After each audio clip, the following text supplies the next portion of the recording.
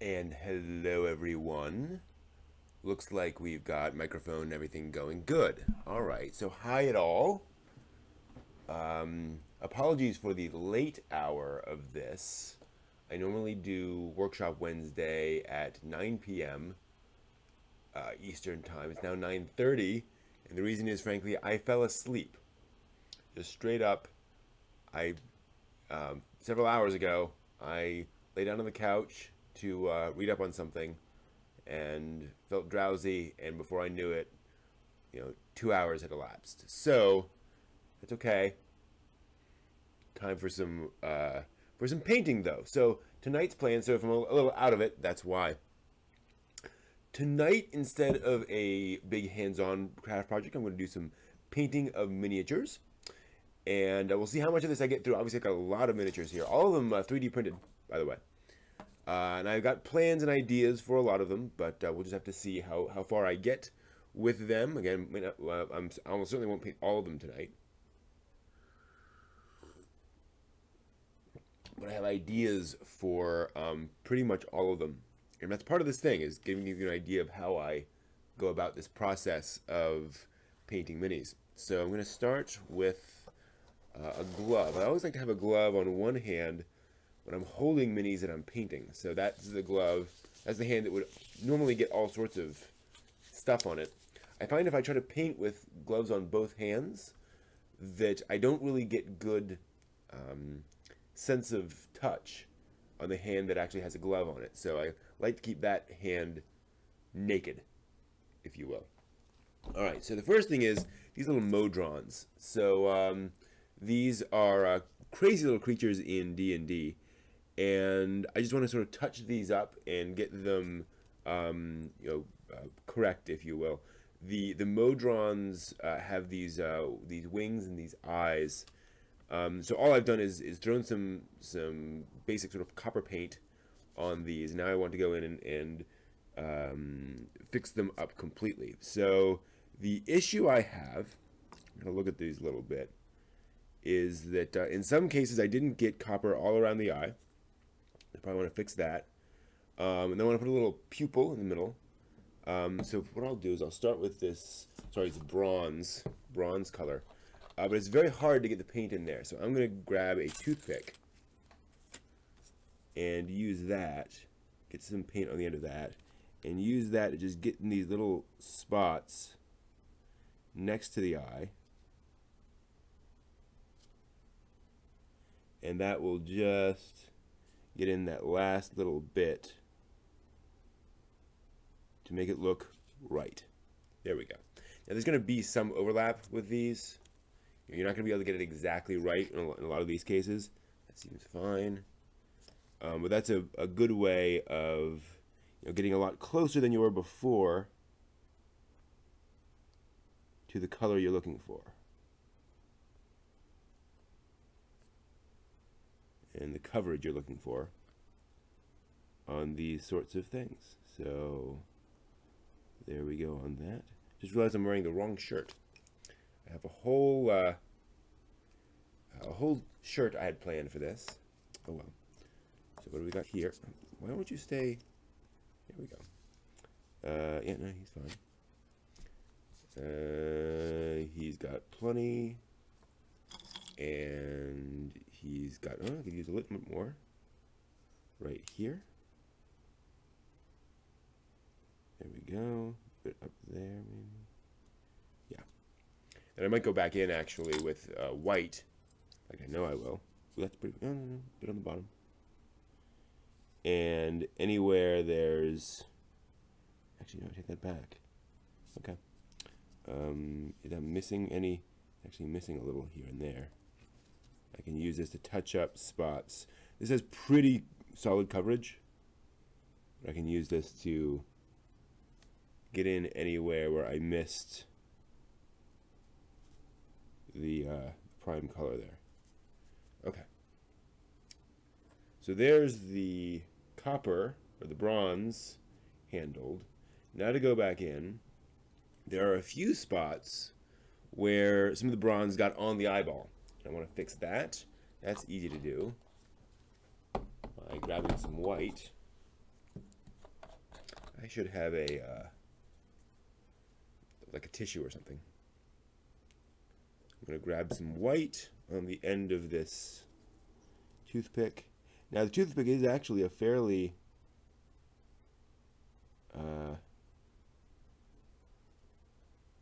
rough instrument, right? It's actually not down to a real point, so you can kind of mess yourself up if you use this too much. But you can at least get off or resolve a lot of stuff. Now the other issue too is that this white is not the exact same white as this white, right?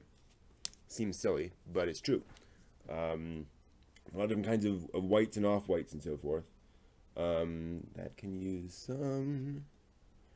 So again, it's kind of thing I'm okay with, especially because eyes are often not the exact same color all the way through. They're not a pure white. So I'm actually fine with having some variation in the color on those guys. All right, so I think the rest are okay. Cool. Now I want to give them pupils. So I typically have a little pupil in there. And with that, I'm going to try... Yeah, let me go get a tissue real quick. Just take a moment. Stand by.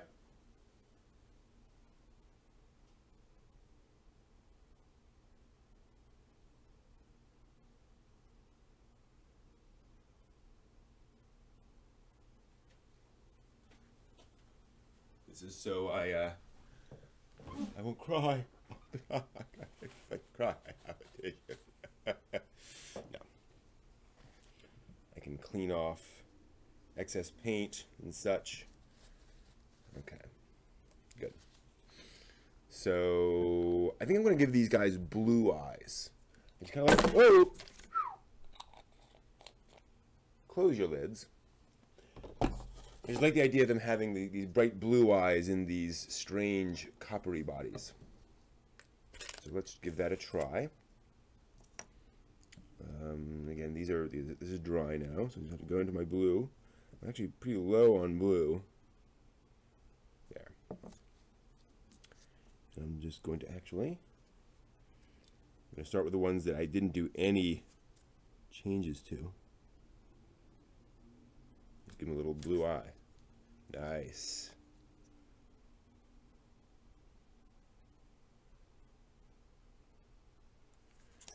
And of course I can mix up that blue slightly, but I actually like this color. It's quite dark, relatively speaking.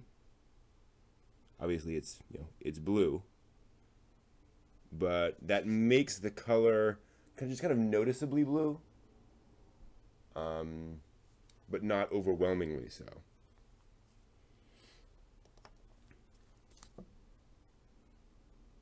Dip into the side there. Actually, no.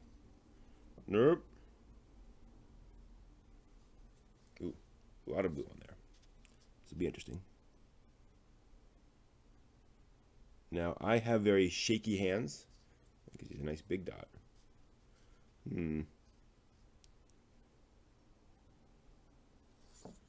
So, I have to really be careful. And unfortunately, I don't have a good solution to those of you who do have shaky hands in terms of how to resolve that. You just kind of have to do what you can. All right, there are the eyeballs on my little monodrones, in that case, kind of the subtype. These are duodrones. Next level up, these guys down here. Hey, Hem. Good evening. Glad you could make it. So as you can see, the duodrones have kind of faces on the top. I'm going to give them black eyes. That just seems right to me. So same idea as before. I'm just going to grab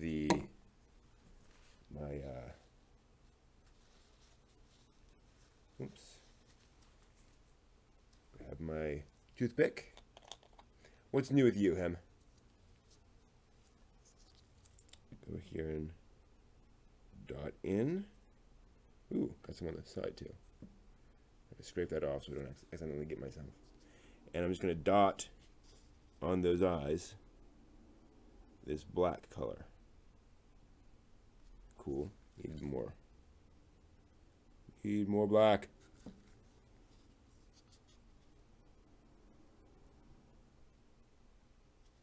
Nice. There we go. Some more over here, if I've got any left on the end of that toothpick. Nope.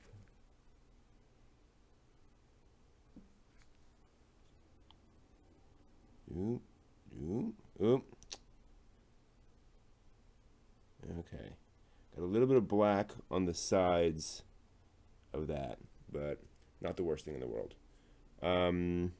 Okay. I thought about painting their gears a different color, but I don't think I'm going to do that. I like that as it is.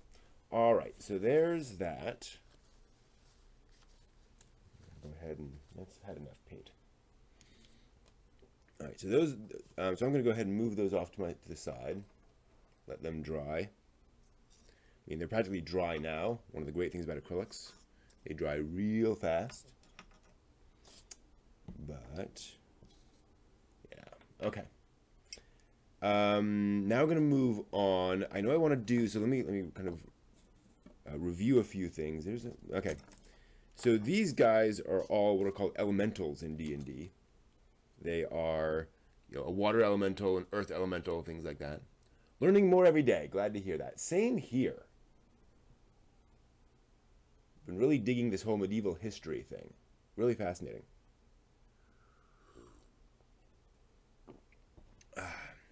All sorts of things to, not just to learn, but to sort of understand about society and how things work. I think that's really cool. So I'm gonna, for these guys basically need what's called a wash, where especially the blue and the white. So this is a water elemental, this is an air elemental, and a fire elemental.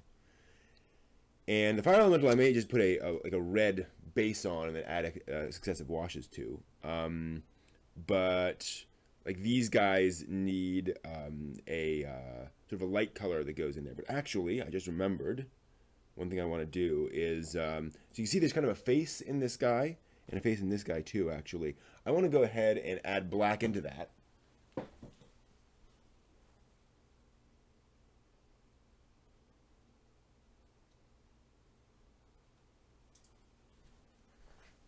So that whatever color I put over it, it's already got that in the mouth. So let me just grab some black and get in there. I'm going to do basically the entire mouth in this black. And then when I do the whatever color goes in, I may blend it a little bit, you know, put some in those holes. But the black will remain a base. That's pretty cool. Same thing with this guy. Need more paint.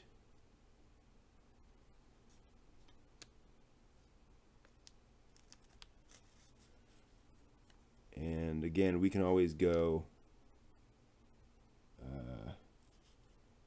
and tweak these colors later, but I think it's important to have your base kind of set for, especially for these things that are in these tiny little back crevices. I don't know if I can even get into where this guy is, but let me just see. What I might do actually, yeah, what I'm going to do is lay down some black in there. And then as I get other stuff in there, it's actually kind of nice. Okay, so we just have some black laid down, again, kind of to define stuff. Congratulations on the new job, Hem. That's awesome.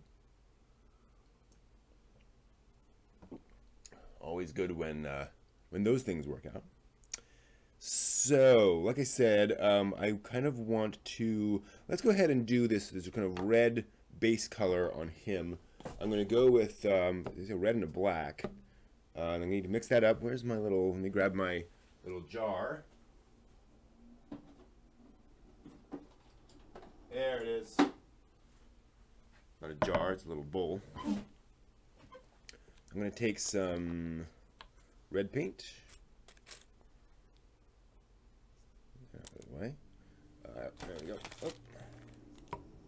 Hadn't opened my. Got a brand new bag of popsicle sticks. Right here. Exciting. Use those for more painting. Grabbing our colors. As you can see, well, actually you can't see, but I'm pretty low on my red. Fortunately, I have a whole nother bottle. I'm just going to start with that. That seems like plenty to me. And then black will just completely overwhelm a color if you let it. So I'm going to be very careful here. And grab just a little bit of black and add it to that. Yeah, see, it's already, I already overdid it. That's too dark. Okay. So, why did I close my red? Well, because I thought that would be enough. But it's not. Grab some more red.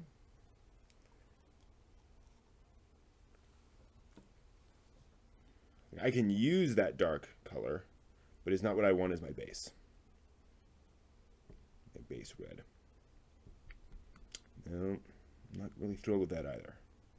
I've done that before, actually.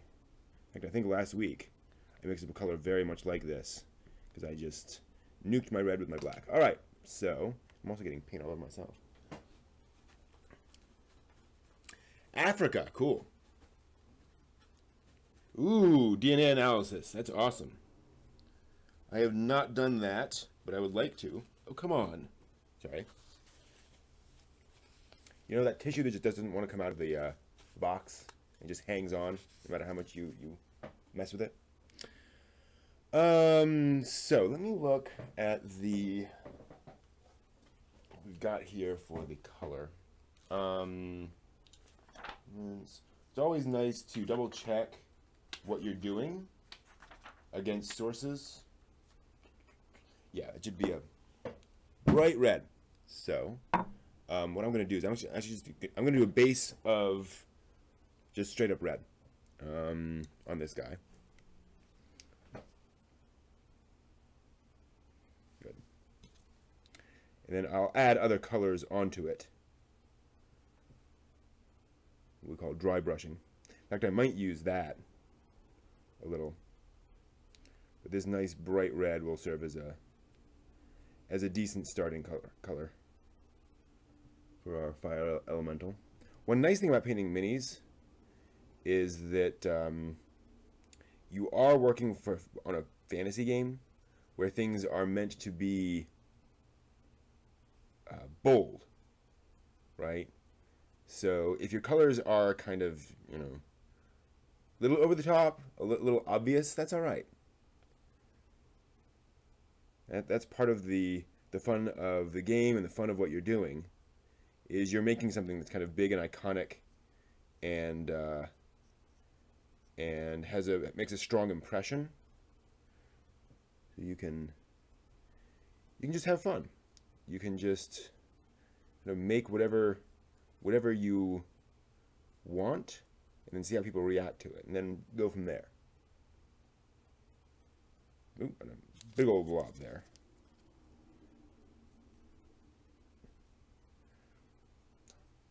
And there are lots and lots of resources. How long does it take the 3D printer to print one character mini piece? That's a good question. So this hag, for example, would take probably about 2 hours to print, and this guy here about 4, right?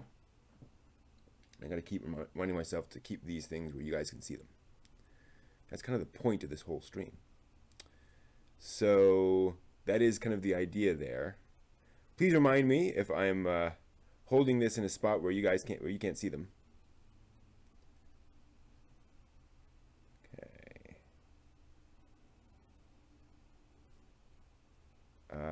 So yeah, so a few hours a piece for printing, which, you know, on the one hand may seem like a bit of a long time, but on the other hand, you know, it's a heck of a lot faster than going to the store and hoping they have what you want.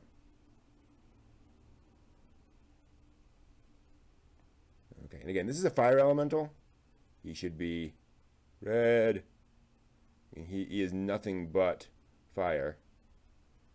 So, as I mentioned the other day, or a minute ago, I'm totally fine with covering up a little bit of that black of his mouth with the red, because there should not be any white in there, if nothing else. I could have gone with a red filament, but the problem you get there is very soon, you know, you have to buy like every single color filament for what you have, for what you want to do rather. And so you end up with all of these filaments, and you've used, you know, 10% of each roll, you know, 10% of the red roll for this, and 5% of the blue roll for this other one, and then the rolls just kind of sit without you being able to really do much with them. So I'm a fan of saying, I'll just use a base color.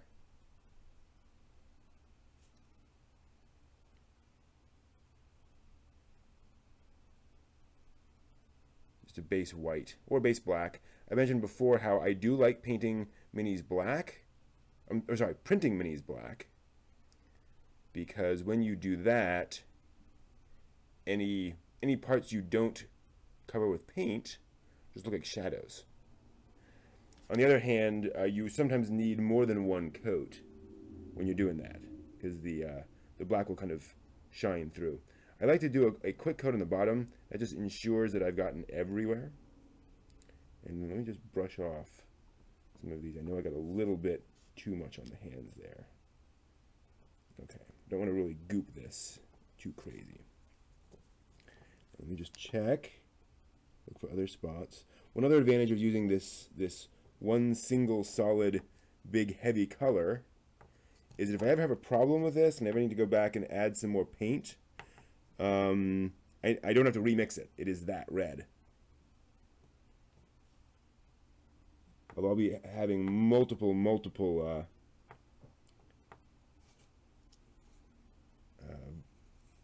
shades on that, so I'm not too worried about that. Okay, so there's that. So he's covered with red. I think next thing I'm going to do is I'm going to rinse that out for one. Well, no, let's see here. Now that I have a color, even if it's not the color I want to see where I could use it. Ooh, you know what? I wanted the hag to have a kind of that color for her dress. So I think that's what I'll do. I will paint the hag's dress. Ooh, that didn't, okay, it's fine. I'm going to give her a dark purple dress. There are some skulls on this dress, which obviously should be white, but I'm not going to worry too much about getting some paint on them because I can always come back with white on that. This is the thing I've learned, is that you can always come back and add more color, and it's more important to get full coverage of whatever you're doing than to be like really precious about those coats. You can kind of slather it on. Yeah, you want to be careful. Don't throw paint around if you don't have to.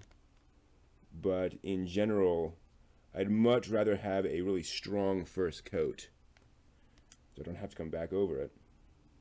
Now you'll notice on the back of this, of her, there is, thanks, yeah. Oops, okay. That she's a little bit rough down here, a little hard to see. If I come in a little bit. So you see there's some rough bits on there. That's because when she printed, there was some support material on her back there. And that, so when I tore that off, it created these kind of ripple effects in the back. And it doesn't really look normally like, clothing ripples. It's something that you might want to take care of with sandpaper. But this is on the very back of this hag's outfit in a spot where nobody's ever going to see it, or people are rarely going to see it, and I'm not entering this into a competition, so I'm not worried about it. One of those things you just gotta figure out. Okay, let me go to the front. Get up in there. You always make it work better. I also got to decide. I think I'm going to paint up this this strip of cloth in the center, which in the original has a different shade on it. But I think for now, and again, this is one of those things where I can always come back in and add a shade there if I want to. But I'd kind of rather have color on this thing than none. So if I want to come back and add detail to it, I can. But if I don't, it's fine. You know, it's at least painted. It's at least got its color on. And I'll give her some black boots or something. I feel like hags should have almost militaristic boots. Something about a hag where she should be very very distinctive with her clothing. All right, and then more here on the back. Get down there on the bottom. This is where it gets a little fiddly, trying to get it everywhere. Trying to make sure you remember all the different angles it can be at. But you get there. Yeah, I feel bad. I haven't had a chance to watch much anime recently. And often when people say that, it just means they haven't bothered to. But in this case, this week, I've really been kind of smashed with other responsibilities. And yeah, I'm gonna do her top the same color as well. Her belt is gonna be a different color, definitely. So I don't want to do that, but I'm gonna get the rest of that. Oh, and see, I got a little bit on the skull. That's okay. But yeah, I had my D&D session last night, which went well, but I had a lot of prep to do for that. lot of world building and things to plan out. And then we've got a fair amount going on at work. And, not enough to where I'm completely overwhelmed or anything, but where I'm putting in full days. And I got some stuff going on around the house. Just some things. Actually, some conventions that I need to get my panels submitted to. She'll probably have gloves as well. In fact, I think her hands should be uncovered. So I'll give her this, but I'm not going to paint in her hands because I want to put in her skin color on that. I think she'll be like a brown skin. Okay. Yeah, I feel kind of honored where actually there's a local science fiction convention where turns out it's the panels are being run by somebody who runs panels at a nearby anime convention. So when she saw that I submitted a couple of panels to that, she reached out and said, "Oh, we're actually, we have more space and we're looking for more panels. So if you want to run more things, we'd love to. What would you like to run?" So we've been talking back and forth about how to do, or what kind of panels I could do that are specifically science fiction oriented. Not just anime is this awesome thing. There needs to be some science fiction bent. So one of the things I really like about this convention, and having not gone to it before yet, but looking at the schedule so far, and kind of their plans, is it is a science fiction convention. It is not wander way afield into fantasy or horror. There are a few things that touch on fantasy and horror, but it is about sci-fi. And so it's just nice seeing a convention where it's like, nope, this is our focus, and this is what we're going to do. So I'm looking for things to cover, because things like my brief history of anime panel works because there's a lot of science fiction in that. And so I say, okay, anime has had a long tradition of science fiction, especially in its most popular series, and a lot of its breakout works, Gundam, Akira, Macross, very science fictional. So that's a fit. But then what are some other sort of topics that can be covered under that umbrella? So that's interesting. All right, so just trying to get all the coverage. Right now I'm just going back and finding those little spots where I didn't get full coverage. I just got kind of, oh yeah, there's a little white dot in there I need to get. Okay. Cool. All right, so there's her outfit. Oh, I need to go a little further down on there as well. There. Okay. So there's her with the dress painted up. Like I said, I'll come back later and add some other colors once that's dried. So that's using more of that purpley color. Is there anything else I can do here? He's kind of this beige. These guys are beige. So I've got these, in addition to the hag, I have these scarecrow dudes. And let me check what the official D&D art is for those. Scarecrow. M-O-P-R-S.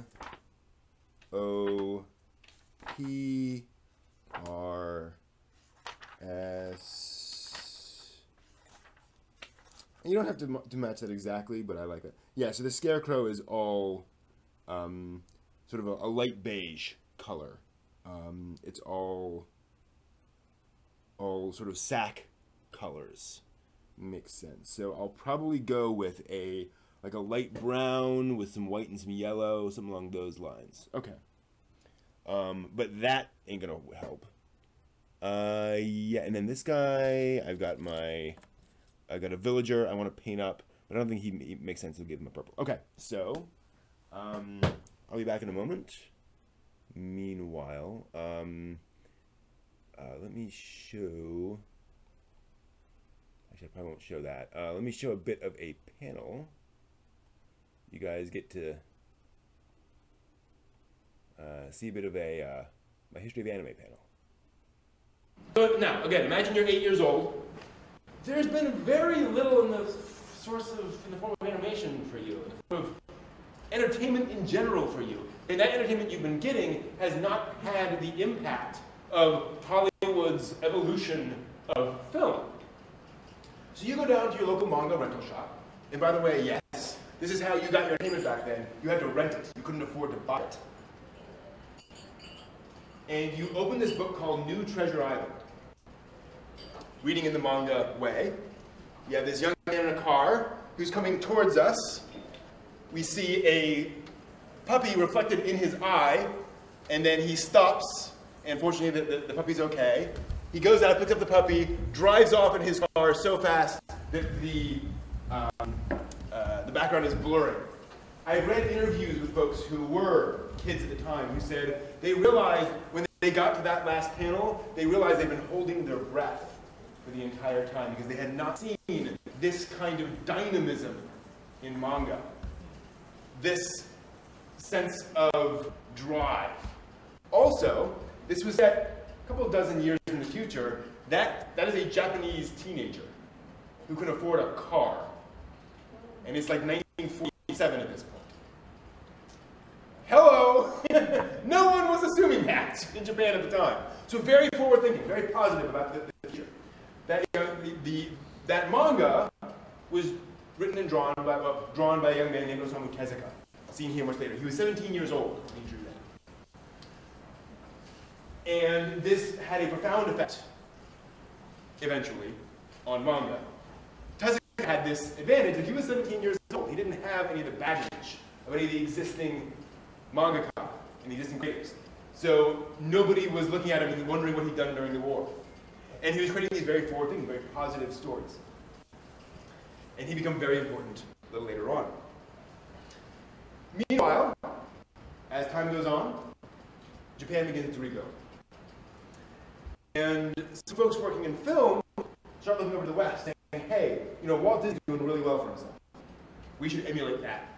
So they formed this company called Toei Doga, now Toei Animation. They make Dragon Ball and One Piece, lots of other things. And we're back. That was quick. Just washing out the bowl and the brushes. I've had a devil of a time finding public domain cartoons and stuff that YouTube doesn't flag because somebody manages to grab rights to everything. It's really annoying. I actually ended up having to dispute a copyright claim last week. We'll see where that goes. But here's hoping. All right. So like I said, I think what I want to do next are these scarecrows, since I have so many of them. I have 5 of them, in fact. So what I'm going to do is I'm just going to find my base color there, right? So I want this sort of light beige, light tan kind of a color. I already have a brown. So what I'll do is I'll take the brown, add some white, like I said, maybe a little bit of yellow. So here's chocolate. And let's grab some chocolate. Wish it was real chocolate, but it's not. What's Mecha SII, Hem? I'm not following your reference there, I'm afraid. Not familiar with that. I'm going to need a fair amount of this color. So I'm going to go ahead and blob a lot of it out. A bit more. And then scrape off.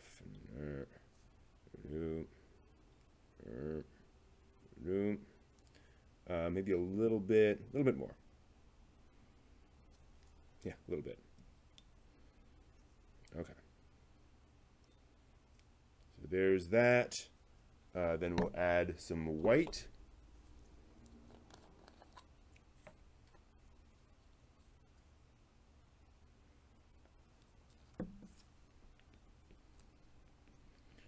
Hopefully that'll give us a nice tan color.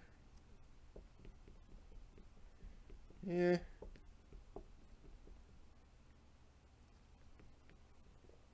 It's certainly lighter, but it's not the it's not as light as I want it to be. So I'll definitely add some more some more white to that. Yeah, I definitely want that to be lighter. Okay. That up there.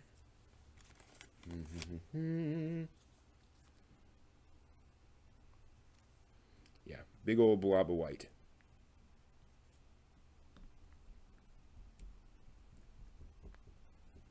Okay, that's getting a nice sort of a sackcloth color. And like I am gonna try adding, yeah, sort of a putty color. That's nice. I'm gonna try adding just a little touch of yellow. Mecha science fiction to non-mecha science fiction. Ah, gotcha. Yeah, I am planning on a to talk about mecha. I might even yeah. Gonna say I might even submit another panel just about mecha, but I've already got a bunch of panels submitted, so maybe that's going a little bit too far. All right, let me add this yellow, see if that makes any impact whatsoever. It may not be enough yellow. Yep, that got completely swallowed up by the beige. Add a bit more. I do love my mecha. Full Metal Panic coming! New Full Metal Panic, yay! So looking forward to that new season. It will probably disappoint me, but that's okay. Alright, so there's that yellow mixed in. And I do... Yeah, I'm pretty happy with that color. It's just a little bit... it's not a straight up beige. You get a little bit of an odd... sense to the color. That's good. Okay. And this will not be the only color I use, but it'll be a good base. Okay, so I think for these I'm going to just sort of cover them with this color, and then I'll brush on some other colors later on. So I'll get a nice, somewhat bigger brush for this, and just give them all the base coat of this kind of sackcloth. Yeah, that's a good color. It's a very good color. And these guys also have quite a bit of stuff on the back that from the supports. But in the case of scarecrows, I'm okay with them having some weird little bits sticking off them. That's what scarecrows should have, right? Now, another question folks often have about minis is, why are you painting them all the exact same color? I certainly could go in and give them all completely different color schemes. That is definitely a possibility. Or very similar, or similar but different color schemes. But that kind of gets into, okay, how much of your life do you want to spend painting minis? Right? Do you want to give everything its own colors?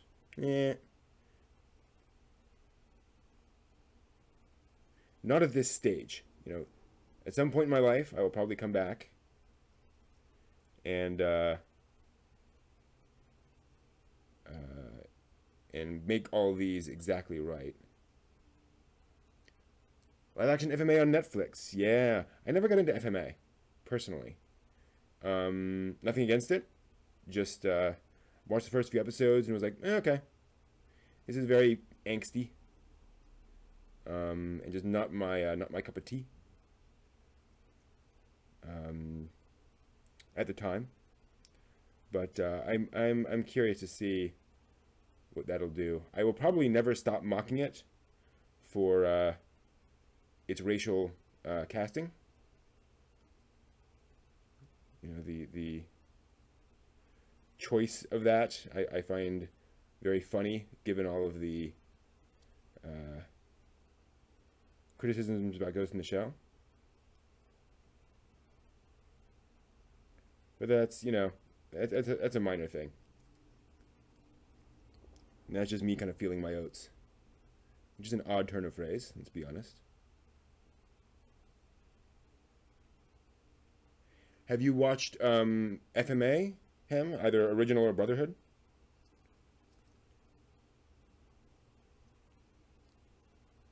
Okay. And as I think I mentioned before, I'll probably get a little bit on the base. I'm not too worried about having some color on the base.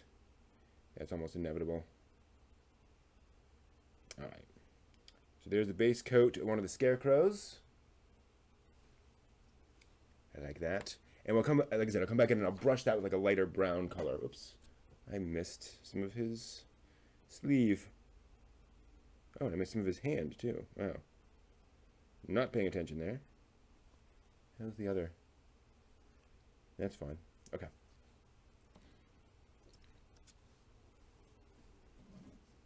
Let me get these guys more out of the way. What I like about painting minis, one of the things I like, is that there's always something new. In the sense that when you're painting a mini, you're always looking at a different part of the figure. You're always paying attention to a different new thing. So it's nice to engage that ADHD side that I would argue most of us have a little bit of ADHD in us, especially in the modern world.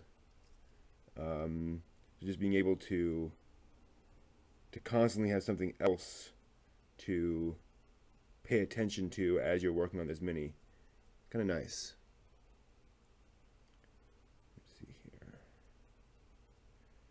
Just get the paint everywhere. Especially when you've got these things where you're going to paint a whole bunch of minis essentially the same color. It could be a little bit, on other projects, if I was painting a wall, I knew it was all going to be the same color. It's like, But for a mini, like, well, now's the head, now I do the neck, now I do the arms. And it's really, whenever I feel like painting, it's like, okay, in this moment, I'm going to do this arm. That's right. There's that arm. And that gets nice and it's a nice solid coat of paint. I'll do underneath the ruffle there, because why not? All right, and we'll do this, paint that, and do this here, and go and get our hands taken care of. These hands also have a little bit of plastic sticking off them from the printing process. And it's not support material, but little wisps of plastic end up pulling away from from sort of the tips of these spots where the nozzle was printing and then moving around. You get these little wisps of plastic. And like I said, for other things, like for those Modrons, I'll pull all those off, the little mechanical dudes. But for scarecrows, oh, give me all that. Those are little bits of straw that are sticking out of the scarecrow, right? Those are evocative. So I'll definitely make use of that. Another thing to be aware of while you're doing this is how much you're loading up your brush. So when you stick it in paint, you don't want to then go and work on little fiddly bits. You want to get that paint off on a large area and then use what's remaining on your brush to work on the more detail areas. Like that.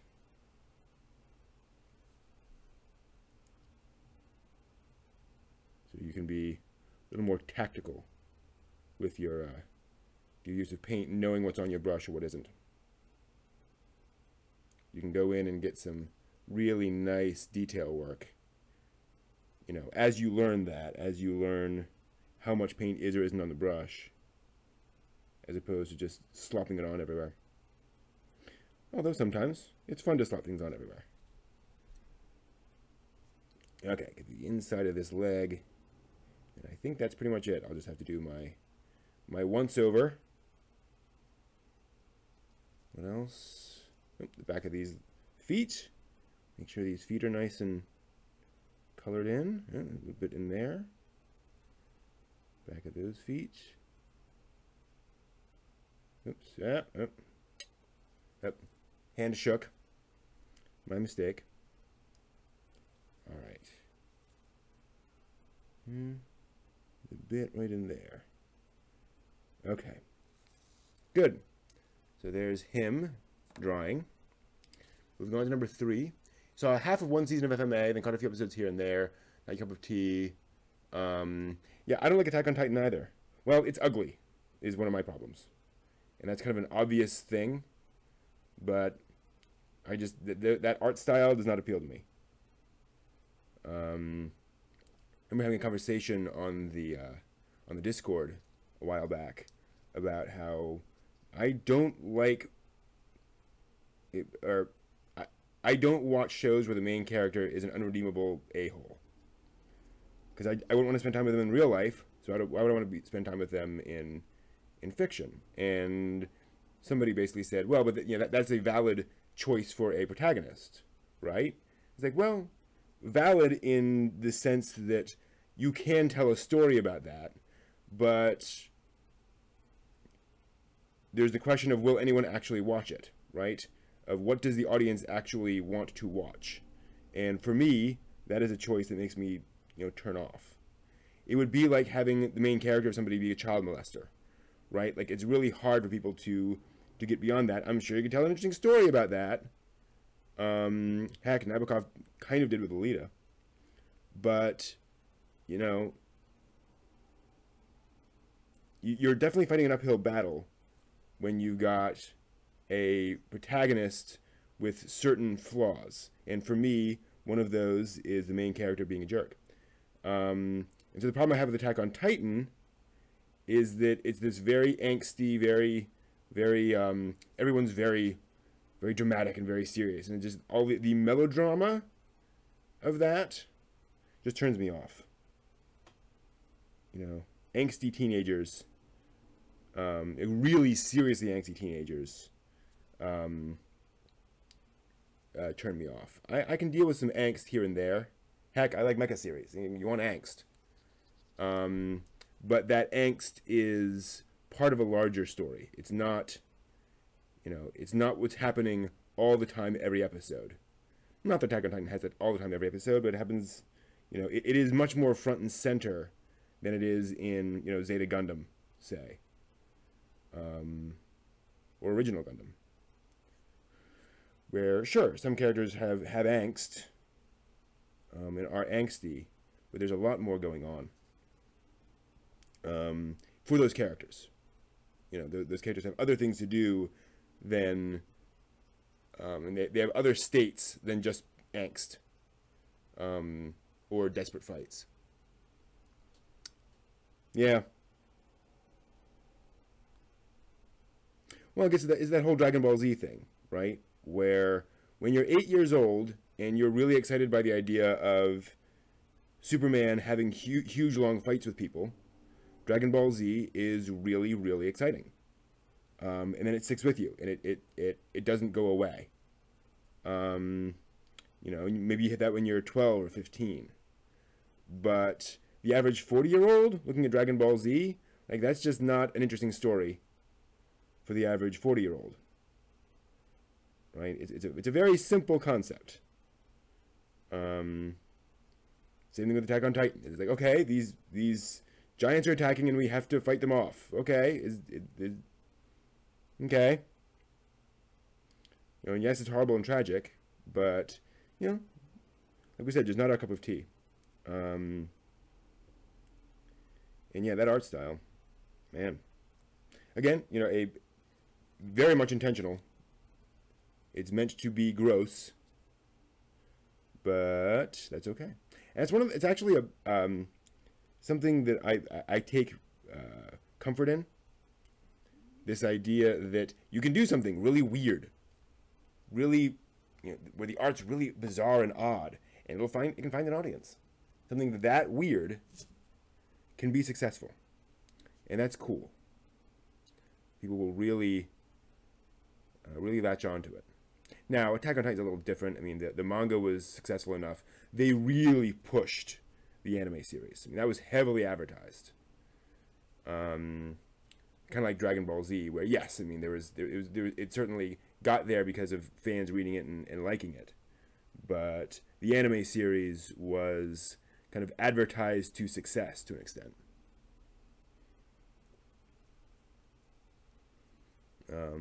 which is the case of with a lot of these older shows that make something of a comeback, like Dragon Ball Super. The company can just make sure that everybody knows that thing exists, and so it'll get. It would already have gotten viewers, no question.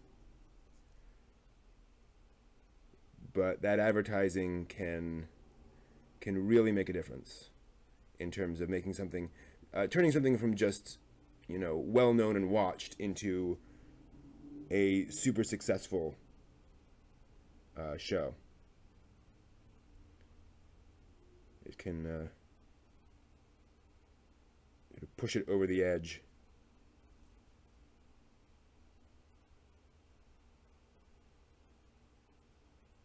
It's one of the problems a lot of mangaka have, or kids who want to get into manga and anime and such, where they're like, oh, I want to, I want to make something as successful as this thing. Well, that thing is successful because it had decades worth of editors shepherding the story along, of different products being made for it, of all sorts of things that work its way into the success of something.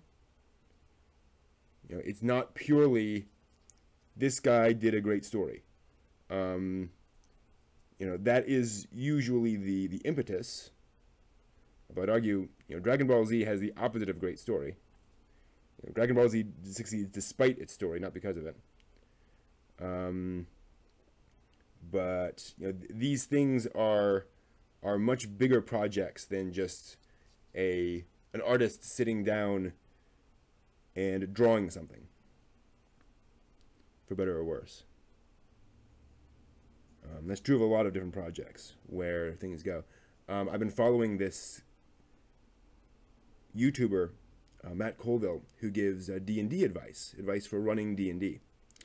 And he's been doing videos for, maybe 2 years now. Very, very popular. His videos get tens of thousands of views easily. That's within the first, week. And on Reddit, when folks ask about D&D, his videos are often recommended. So, cool, right? He recently launched a Kickstarter for a little book with rules for what happens when your characters want to earn or build or establish a stronghold. A tower, a temple, a castle, that kind of stuff. A permanent settlement for a band of D&D adventurers. And within a week, it had raised $1.4 million. $1.4 million for this book. And it's not because everyone needs a book of strongholds. It's because he built that audience. And he chose a product that resonated with people, and that, there aren't a lot of rules for that out there in existing games. So he chose his product well. It's a bunch of different factors. And there are a few other things in that Kickstarter. He's also selling Dragon minis as part of that too. So, but yeah, it's not, he didn't start with this Strongholds book and then as a complete stranger on the internet went out and said, hey guys, buy my Stronghold book. That's the thing. Thank you, Hem. I'm the exact same way with Excel Saga. A friend of mine and I sat down to watch Excel Saga, and we watched the first 2 discs of Excel Saga, I think, and we hardly laughed at all. We were really expecting to enjoy that show. We'd heard about it. We were just like, okay, let's do this. I had caught, I think, an episode or 2 at a con. So did she, I think. And so we knew what to expect, and we sat down, and we watched Excel, and we just... I don't know what it is, and I love those goofy comedies. What do you think it is? What is it about Excel Saga that just does not work for us? There was just something about the pacing of it. Maybe it was the characters. I wasn't a big fan of Excel or the others. They didn't really have, and obviously they're not meant to be hugely detailed characters.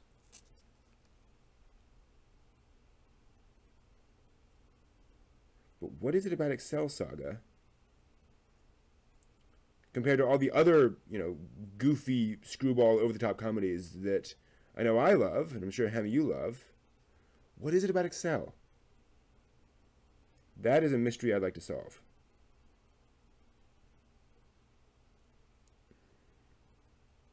Maybe the show was just a bit too over the top.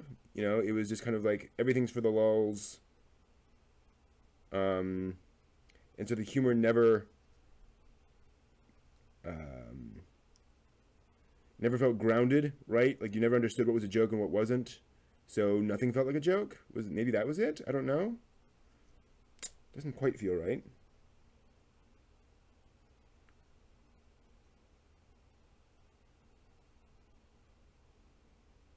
I'm thinking, I love Azumanga Daioh. That's kind of my go-to show for that. Lucky Star is another one.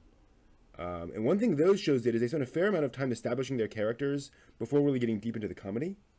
And maybe that was the thing, is that because Excel spends no time on its characters, I didn't really care about anyone. They were all just kind of comedy archetypes without any sense of... And yeah, obviously you don't need depth of character, but it's hard for a joke to land if you don't know who a character is. Irony is situational and dependent on what a character is saying and how a character says things. So maybe that's it, the characters. Jokes, voice of the character, the jokes are somewhat annoying. Yeah, the jokes just did not land for me. I think, and this may be me being, looking down on the kids these days. It might be one of those shows where people loved it because it was so wacky, so crazy. And what that really meant was it was random. The humor isn't really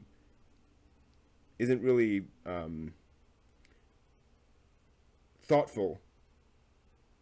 It's just, we're going to throw stuff at you. And a certain type of person finds it funny when things are just completely random. It's just chaos. And I don't. I've always been more of a Marx Brothers fan than a Three Stooges fan. Way more. Because Marx Brothers comedies, while very chaotic, were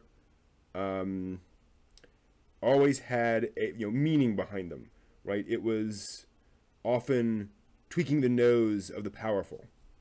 It was often making statements about class and race and how different people were treated. And so the chaos was kind of mucking about with those things as opposed to just weird stuff happening all the time. Definitely a compound of things. You're right. All right, so there are my 5. Double checking. Good. Oh, no, need a little bit more in there.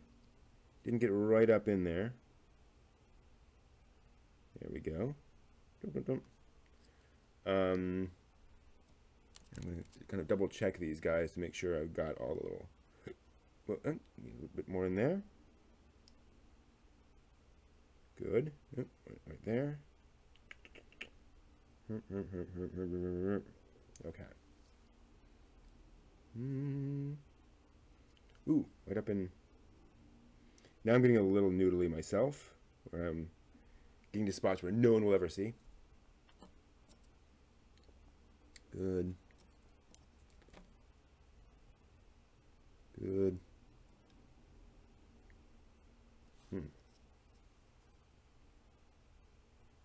But I will see them, darn it. So, yeah, nothing wrong with an occasional check and realizing, oops.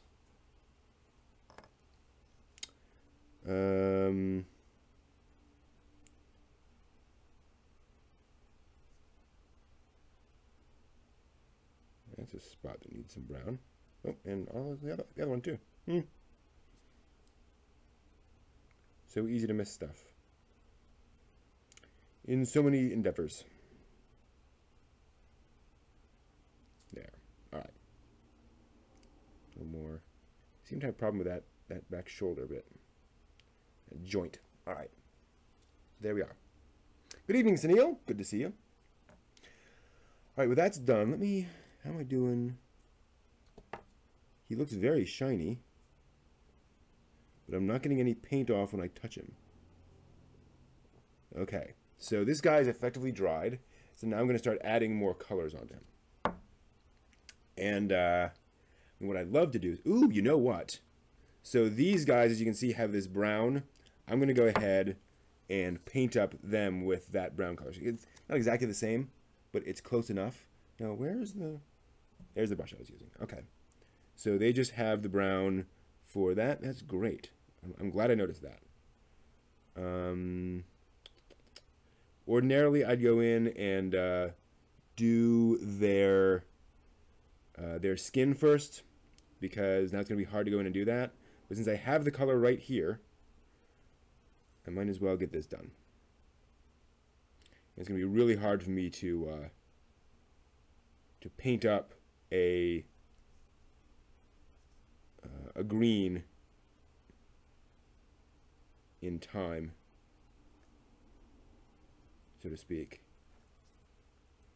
All right. Get that guy in. So one of the reasons I want to do these guys now... Oh, you can't see that, sorry. Hey, William. Folks are all coming in.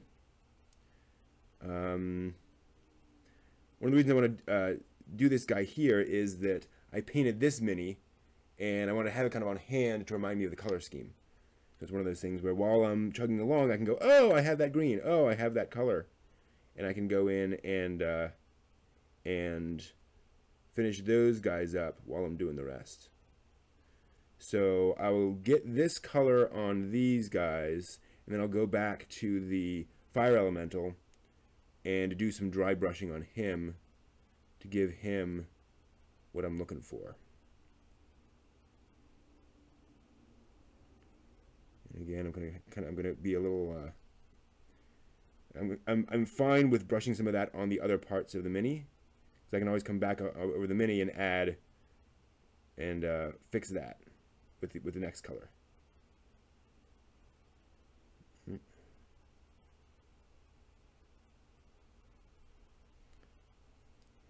Down the sides, on the bottom.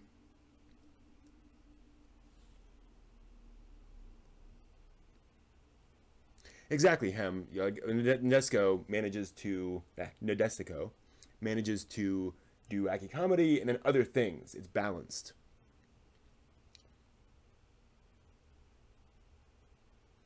Fair enough, Sunil. Yeah, I mean, and FMA is one of those things where it is a modern classic. You know, everyone talks about it, so it is worthwhile being at least familiar with the story and being able to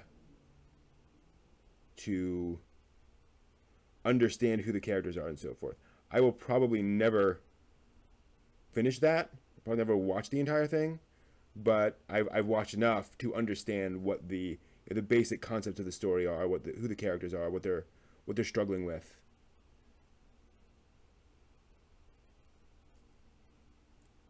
You know, I don't think people should feel obliged to watch much of anything.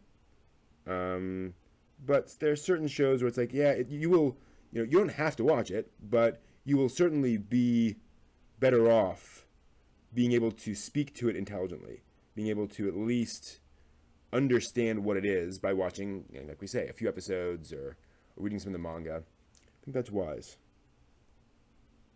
Oops, got a bit too much on my brush. What I'm trying to do.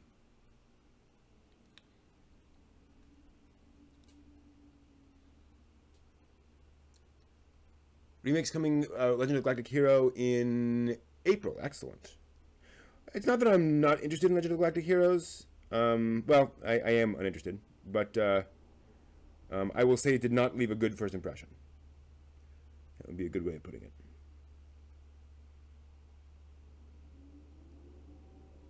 And I have so much other anime to watch. So much anime. All right, so let me get some more of these things in here. This is a mini where I wish I had shaved off or sanded off some of these this filament stuff in the back, which just doesn't really look right. You know, having all this weird scratchy bits, so to speak. Oh well. Again, not a big deal, but one of those. That would legitimately look better if it were sanded down. And then I'm gonna go back in and paint that. But I'm gonna make sure I get into the edges of there. Okay. And then we get the bottom of his cloak. It is useful to get around the edges. You get the bottoms of things, because that often gets the edges of things, which the eye catches. The eye notices when, you know, the surface is painted, but then the edge isn't. So it is helpful to go around all the different spots. Even if no one's going to see that spot, they may see a bit of it, sort of around a corner again. And then I'm going to go back. You can see through to the back of the garment in there. So we need to give that a brush. All right.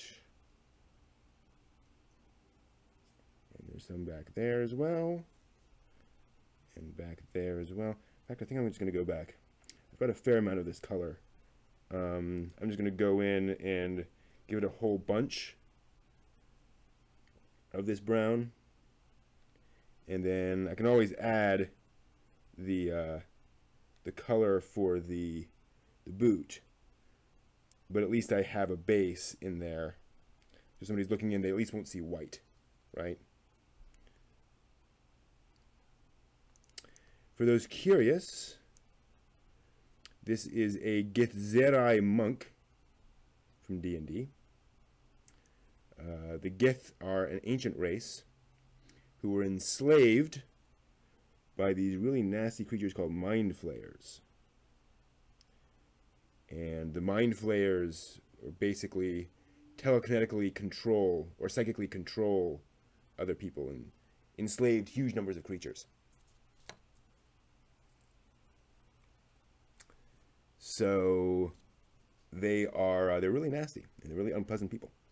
And the Gith rose up after millennia of enslavement and fought off the Mind Flayers, for which we are eternally grateful. And they subsequently split into two races based on how they thought they should proceed as a nation, as a race, essentially. One group said, we must now actively seek out and destroy the Mind Flayers. We must dedicate ourselves to this. While the others within the race said, we have now won our freedom.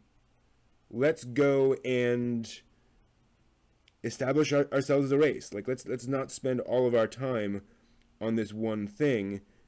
You know, what did we win our freedom for, if not to have our own lives and be able to live freely? And that created this split in the race. And so they split into two groups, the Githzerai and the Githyanki. You know what? I'm going to grab some sandpaper.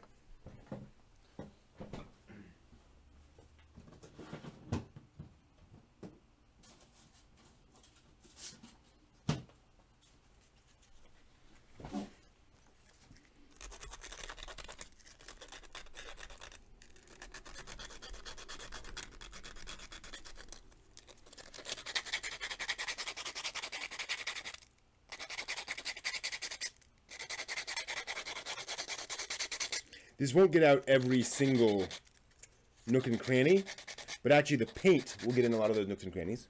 Hopefully you can see this now. So this will definitely help with that appearance in the back. So this will be a much smoother figurine.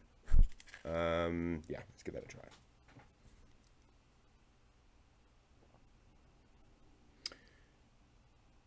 So the Githyanki devote themselves to hunting down the mind flayers wherever they are.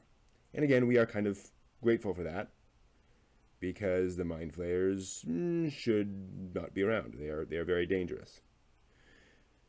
The Githyanki devote themselves, the Githzerai devote themselves to this sort of monastic life, this very ascetic existence,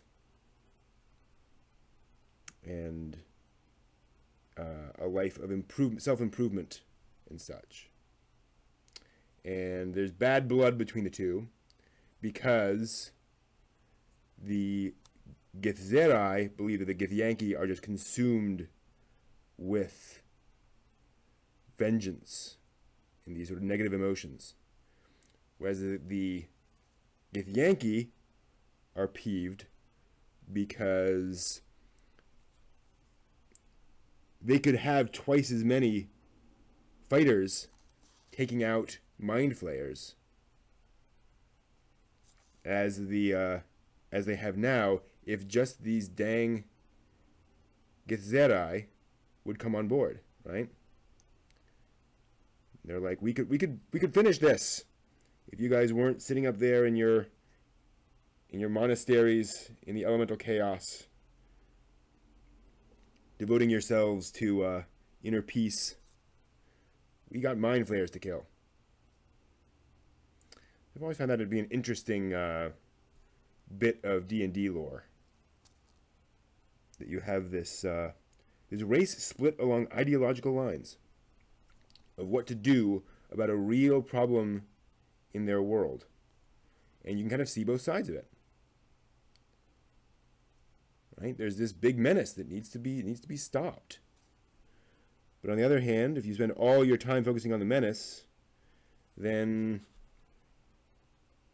do you really have a life anymore? Are you really living? Are you really able to appreciate life? It's a good question. Revius, very interesting question. Interesting series. Yeah, if you want to get into philosophical questions around how society should be ordered, Revius is your show. It's all about that.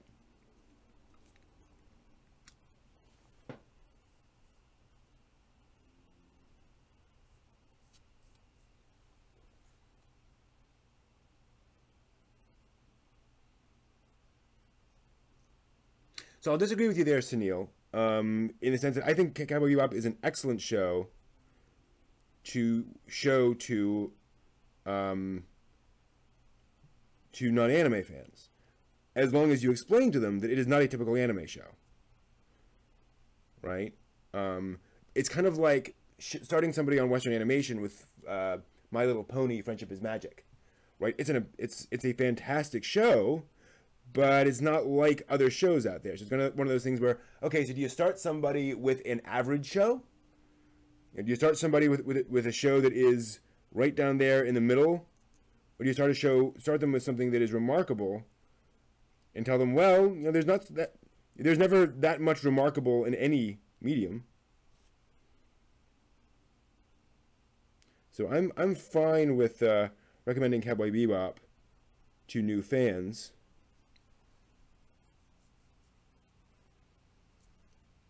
And I think that the episodic nature is one of its strengths for Western fans. I think Western fans can latch on to Cowboy Bebop much more easy than they can latch on to Full Metal Alchemist, or Full Metal Panic, right? Where I think trying to get somebody into anime through something that is very anime often doesn't work. You have to kind of meet them halfway with a show that is somewhat Western but also somewhat anime, and then you go from Bebop to Bacano, right? Or Trigun, or whatever else, personally. All right, so we've got our Gith painted, at least in those spots. So is there anywhere else I can use? Ooh, yeah, and I've got my little guy. So this is a researcher and Arcanoloth is what this guy is called. He's a little fox guy who does a lot of research of things. And I think what I'm going to do is, let me just check the canonical thing of here. I don't think he's in the Monster Manual. Just want to remind myself of his color scheme. Again, I'm not going to copy it, but oh yeah, there we go. So he has kind of a russet color to his. So what I might do, I'm going to use this color for his scrolls, and then I'm actually going to add a little red and use that red color for his fur. Good. Funnily enough, I could have used the purple for his robes. All right. So let me make the scrolls that he's carrying, give them that nice. This is a very papery color. Very happy with that. And then, like I said, I can reuse this with another color for his fur. Yay. Now, I do end up getting paint on my hand, but I'm not that freaked out about that. You know, a little paint here and there is not a big deal. I'm going to I can get that off easily enough. But I'd have paint all over my left hand if I didn't have a glove on it. One of the reasons I'm thinking a lot about how to introduce people to anime is because my boss has shown interest in this. And he's a sports fan, right? He's a jock, essentially. Not exactly, but he is much closer to the jock end of the spectrum than any of us, certainly. And he's shown interest in anime through some of the stuff I've talked about, some of the stories I've told him about the plots. He's very impressed. And he likes plotty stuff. Ah! Dang it. Okay. I'm just going to brush some of that off. Not a big deal, because we'll just paint over it. Okay. So, like I said, we'll add some red to this to give him a nice red fur.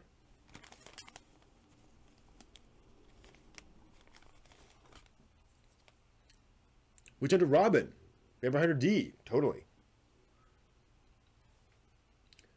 Yeah, well, you know, everyone wants to gatekeep. Everyone wants to decide what makes you a true anime fan. And that's actually pretty easy to shut down. Because you can say, okay, well, actually you're not a true anime fan unless you've seen Galaxy Express or Yamato. Space Battleship Yamato. Because that's what created Otakudom, basically. You know, that was inarguably the most important anime series of the 70s. It created, you know, all sorts of people, all sorts of fans were born out of that show. So it's like, that's, you know, that's absolutely something. And Akira and Ghost in the Shell, like, you know, Macross. These are all shows that were fundamental to the formation of otakudom and anime and the way it is right now. And, you know, you just keep on doing that until you find a show the person hasn't watched. And you're like, well, okay, then you're not a true anime fan. Right? Like, there's no bottom to that pit. That's the problem.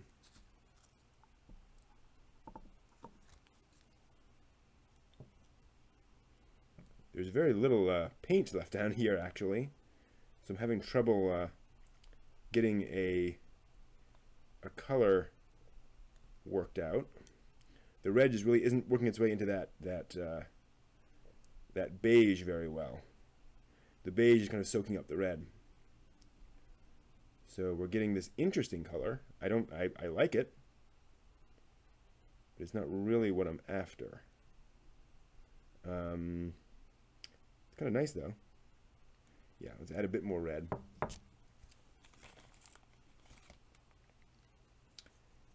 Oh, totally. I mean, you know, Eva's just chock full of absolutely classic scenes.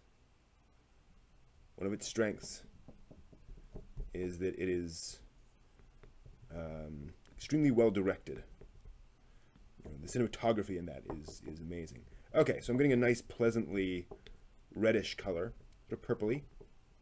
I'm getting similar to what we were getting before with that black and the red.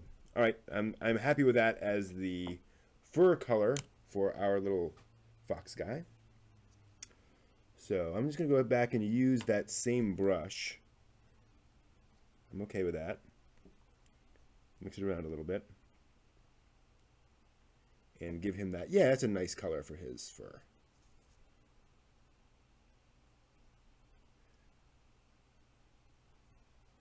Kind of has the sense of a red fox fur. Yeah, it's a little purpley. It's quite purpley. But again, as kind of a starter, okay, this, you look at that and think, okay, that's certainly not a human. And that's a lot of this. Macross, yeah.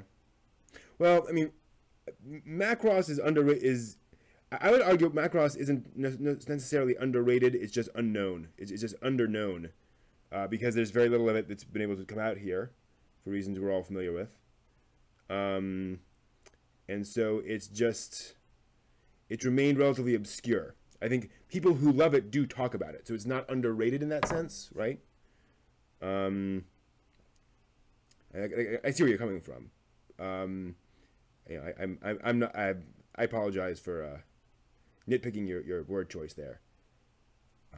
But it's one of those shows where people who know about it are generally very impressed by it, but just not a lot of folks have gotten a chance to watch it. Really, any of the or most of the Macrosses. Some of them are out, but it's just that availability issue. It's like, okay, yeah, you know. There's original Macross, and there's Macross Plus, and that's about it. That's all that's available.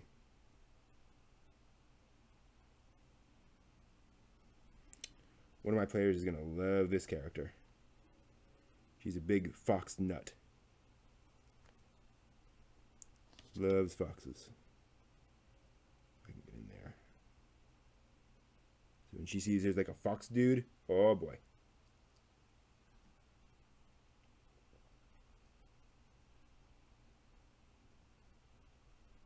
It's another thing I like about this. So the more I see this, the more I'm not crazy about the color. But you know what? I'm painting individual minis for my D&D group. Like, I'm going way above and beyond the Call of Duty here. So it's not like they're going to complain and say, well, you know, the color should actually be XYZ. Like, oops.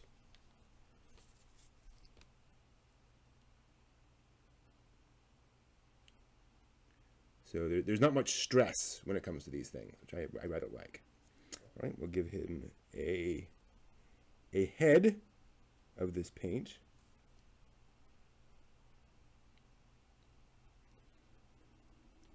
See you, Sunil. Thanks for joining us. I'd like to see an updated Dumbine as well. I'd like to see just general fantasy mecha series. But with that, Tomino, you know, deep complex plot, political machinations, you know, that very 80s style story where there's just all sorts of stuff going on. I think that's always very interesting when there's a lot of political shifts and such. Escaflowne, like Escaflowne. All right, I'm going to have to grab his feet for this to get his tail. By the way, for those curious, the tail printed separately. So this entire guy printed, then I printed the tail separately and glued it on. Otherwise, it'd be very difficult to get the shape to print well. There's a lot of weird angles and overhangs and such. But yeah, so I think for my boss, I'm going to start him with Bebop. I think I may have mentioned on the stream before. And I think that will kind of get him started, and we can move on from there. And again, a lot of its education is saying, okay, you know, here's a show. It's not your typical show. It's one a lot of people like. And if you like that, we'll go on from there, and we'll try something else. If you don't like that, there's other stuff. We can go on from there and try something else. I mean, Bebop, granted, does not have a lot of plot. You know, it's there a little bit here and there. There is plot, but it's not plot heavy for most of the run. So if the guy's like, well, I'd rather have something with more plot, it's like, okay. Yep, here's Baccano. All right, so there's the there's my little fox dude. Get in there. There. Can I get that little bit there? Yes, I can. Cool. So I'm happy with that for now. Yeah. Oh man, Yoko Kanno was arguably at her height at that point. All right, good. So I don't think I can use this purple color anymore, although there was one place where I was like, oh, I could have used that somewhere. Let me think. You know what I will do? I'm going to use this color for that little strip on her her outfit. So the hag has this thing hanging down, little strip of cloth, and so I think I'll paint that this color. It's a nice kind of complementary color. Okay. Yeah, that's good. That's nice. Get a bit on the edges.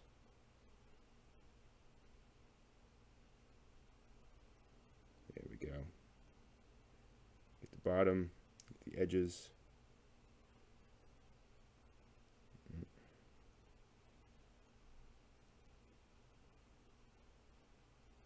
Come on. Okay. Good. Yeah, that's kind of nice. You get that little strip there. Okay. It kind of feels decorative and weird. All right, so that's that. So let's move on from there. Steel Angel. Is that a track from Escaflowne? I'm not remembering it. All right, so let me go ahead and... Okay, I got my elementals to do. Actually, I might brush some of this. No, it's not right. All right, so let me do a bit of, let me wash this guy out, and then we're gonna add some highlights onto here. We're gonna add sort of a, probably do like some yellows and then some oranges onto this, and just give him that kind of that pop. Like what I might do is, well, we'll see. But I want to get him done. Then we'll start doing some washes on those guys, and we'll go from there. All right, so I will be back in a few moments. We'll go back to the panel. It might restart from the beginning. Apologies for that. But I'll be back in just, like I've said, about 2 minutes. So now, again, imagine you're 8 years old. There's been very little in the form of animation for you, in the form of entertainment in general for you. And that entertainment you've been getting has not had the impact of Hollywood's evolution of film. So you go down to your local manga rental shop. In a way, yes, this is how you got your entertainment then. You had to rent it. You couldn't afford to buy it. And you open this book called New Treasure Island. Reading in the manga way. You have a young man in a car who's coming towards us. We see a puppy reflected in his eye, and then he stops. And fortunately, the puppy's okay. He goes out, picks up the puppy, drives off in his car so fast that the background is blurring. I've read interviews with folks who were kids at the time who said they realized when they got to that last panel, they realized they'd been holding their breath for the entire time because they had not seen this kind of dynamism in manga. This sense of drive. Also, this was set a couple dozen years in the future. That is a Japanese teenager who can afford a car. And it's like 1947 at this point. Hello! No one was assuming that in Japan at the time. So very forward-thinking, very positive about the future. That manga was written and drawn by a young man named Osamu Tezuka. Seen years later. He was 17 years old when he drew it. And this had a profound effect eventually on manga. Tezuka had this advantage that he was 17 years old. He didn't have any of the baggage of any of the existing mangaka and the existing creators. So nobody was looking at him and wondering what he had done during the war. And he was creating these very forward-thinking, very positive stories. And he became very important. Steel Angel Kurumi. Wow, that's a blast from the past. I never got a chance to watch that. Kurumi came out at a time when anime was expensive, and you had to kind of limit how many things you could watch, and it just didn't quite cross the threshold for me. But I did hear impressive things about it. So what is interesting about Kurumi? How does it stand out? Because like I said, I heard good things, but it's been so long I don't remember all the details. So actually, I don't need to do that. Well, actually, no. So what we might do is, I'm going to throw a bunch of yellow on this. And then we'll end up adding a bunch of yellow to it. Move these guys off to the side. Get a little paint on me. So it's not going to be as yellow as this, but I want to get a bunch of yellow on it. Ooh. There.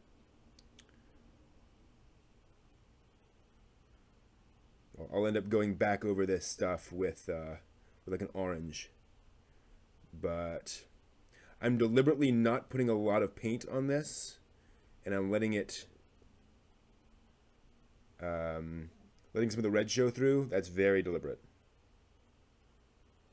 In fact, I'm getting some of it off, so it has that sense that there's red underneath. You can still see that red.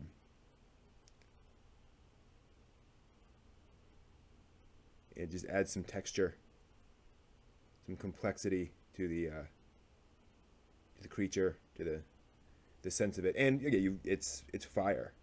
So you should be seeing some of these yellow and the various colors shining through. You just want to be careful that you don't turn it into just sort of a mottled thing, where it's partly red, partly yellow.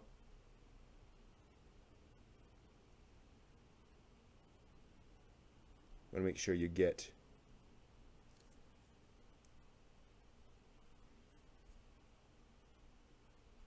oops, I put way too much on the brush there, but that's not the worst thing in the world.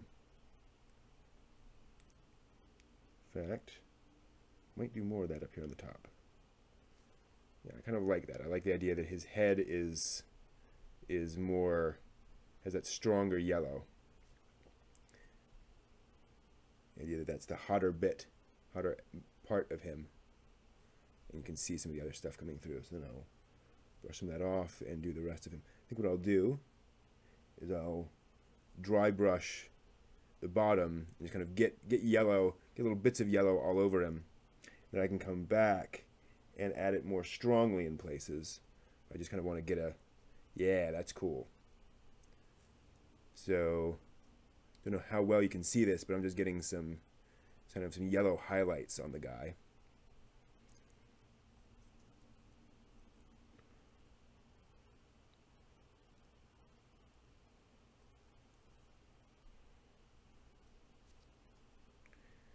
And the nice thing about a dry brush is it ends up getting just on the most exposed bits of it. And so for something like this, where you got fire, that's exactly what you want. You want the tips and the big exposed edges to have this color, but not necessarily deep in, which should be more of that deep red.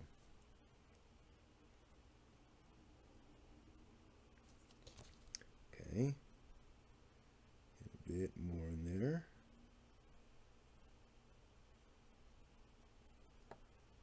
Cool. And then I'm going to add some, whoa, that's a bit much. It's a bit much. Tissue.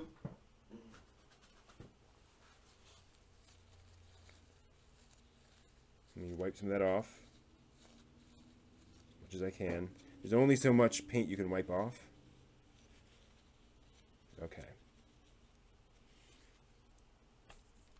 No more than that. Do some on the claws there. Cool. I'm really liking how that's turning out. But yeah, we'll come back with some more complicated oranges. But this will get us a good amount of detail and color. And then we can go from there.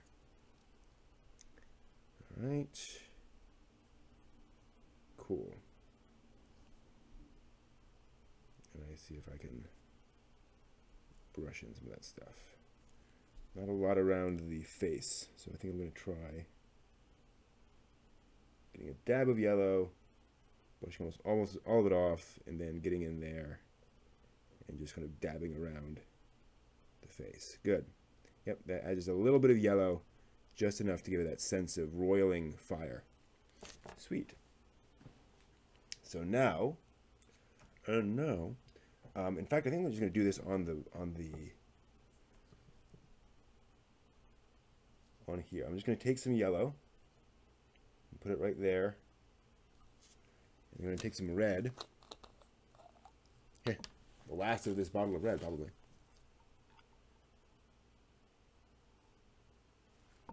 And put that on there as well. And then mix that up. We need more yellow. Definitely need more yellow. Yeah, we're getting kind of a pinkish, orangish color. Okay, yeah, that's not bad. Yeah, I can live with that. And then we get it almost all off the brush. It's a weirdly pink color. All right. Then we go back on here and we do the same thing again. You just kind of dry brush that orange on it. Way more pink than I need. Went way overboard. I'll see if there's another mini I can use here that I can add to that. And then we just dry brush that over here. And so then we'll get a combination of all three of these colors. All working together. Very effectively, hopefully. Layers, man. Layers are one of the ways in which you make these things really come alive. And it's work, but boy is it worth it. It's not work, but it's one of those things where it's like, you kind of want to be able to say, okay, here's a coat of paint, and we're done. No, it's not that easy. You gotta do a little bit more than that.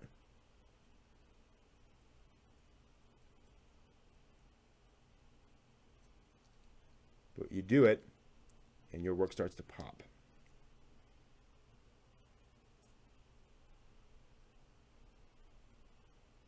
All right. I'll go back down in there a little bit. Yeah, add some extra pop down in these areas. Good. And again, I'm trying not to put it everywhere, because then you end up with just kind of the same, you have three colors all blended together, and there's no differentiation.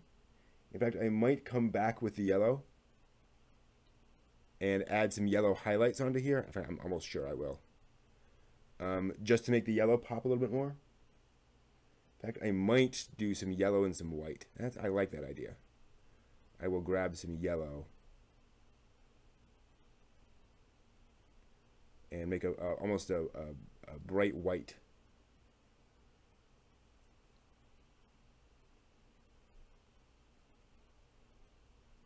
In there. Okay. I'm liking that. Okay. So yeah, let me give that a try. Let's grab some yellow and some white.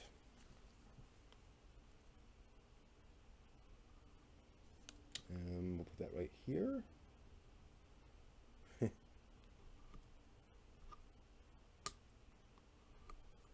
And then there's the white. Let me cap these. I have an unfortunate tendency to knock things over, in which case it goes flying. And I get, you know, paint on my carpets, which is not fun. Oops.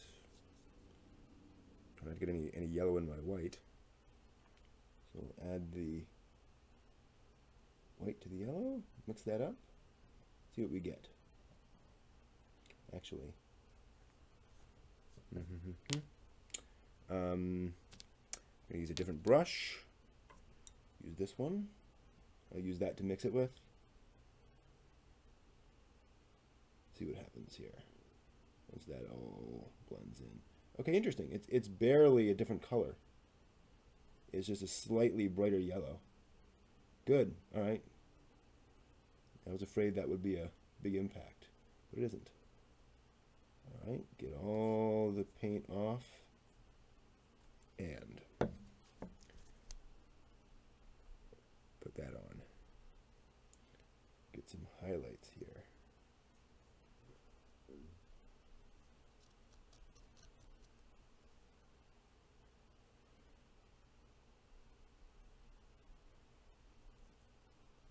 Can barely tell the difference, to be honest. It's pretty much the same color. Very interesting. I guess there just wasn't a lot of white on there.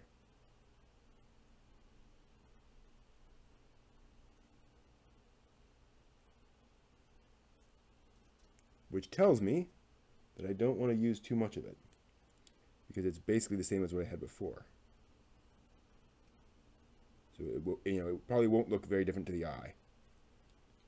So if I use a bunch of this, then it's just, then I've got yellow all over again. I've got too much yellow. Okay. Just brush it on here and there. All right. But I'm definitely liking this overall. I think this is a cool place to start. Ooh, I got some yellow. I got some white on there. Oopsie. I'll just have to dab some yellow on.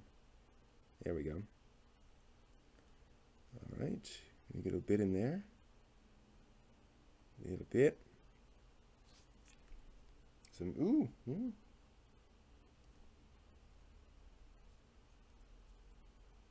Little spot of unpainted in there that I wanted to get rid of. All right, and then I'm going to go ahead, I'm going to flip them around, and I'm going to put some dabs of yellow on the tips of these spiky deals to get across the sense that the fire is stronger near the tips.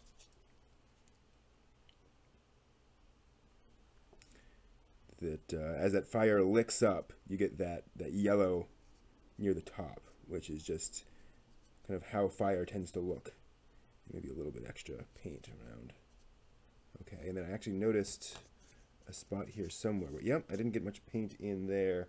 So I'm going to grab some of the red. One nice thing about doing this is that you can go ahead and grab one of the reds or one of the yellows onto your brush and mix it in a little bit, because having a little of, if you end up with a little bit of the yellow on the pink, or on the orange rather, it's kind of pinkish, or a little bit of the orange on the yellow, that just adds to the visual complexity of the work, right? Like, that's okay. It's another shade of red, orange, or yellow that you're adding in to the guy. All right, I'm pretty happy with that.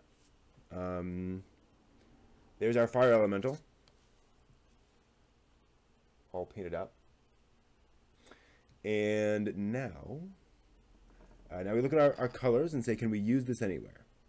I'm not really seeing anywhere where that makes sense. I probably should have used some of that. Well, no, that's okay. So, any other yellows? Not really. Water elemental will be blue, and air elemental will be kind of a purpley. But like a very blue purpley, not like the kind of purple we got before. So let me just double check. There's nothing I can use. Well, interesting question. Yeah, the Arcanoloth has a purple, which you could have used that purple for. But he's already got this red. I'm thinking of giving the Arcanoloth a yellow, maybe even an orange coat. What do you think?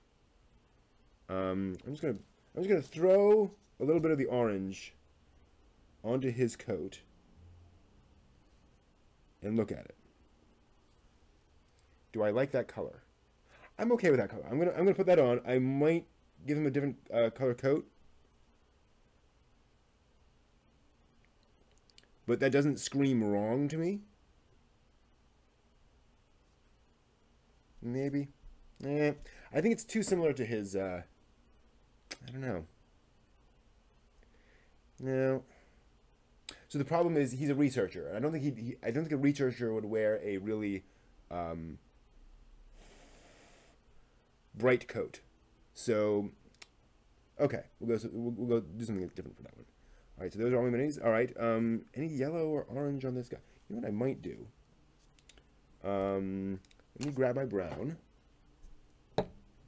I'm going to mix my brown with my yellow.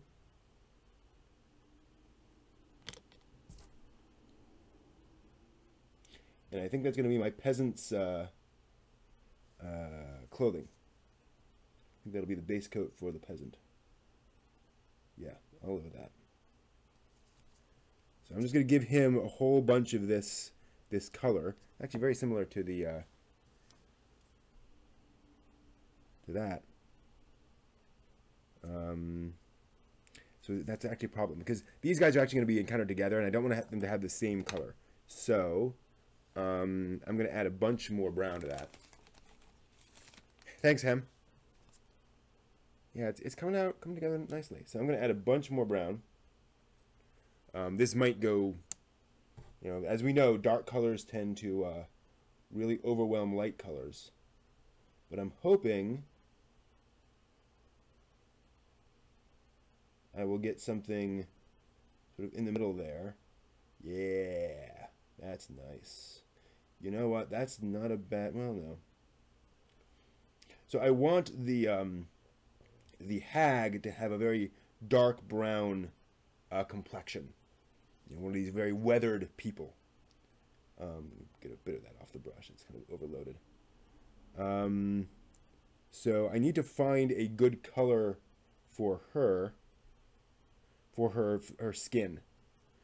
And we haven't gotten anywhere close to it yet tonight. So we'll see what happens. So the problem is that is still kind of, okay, well, that's fine.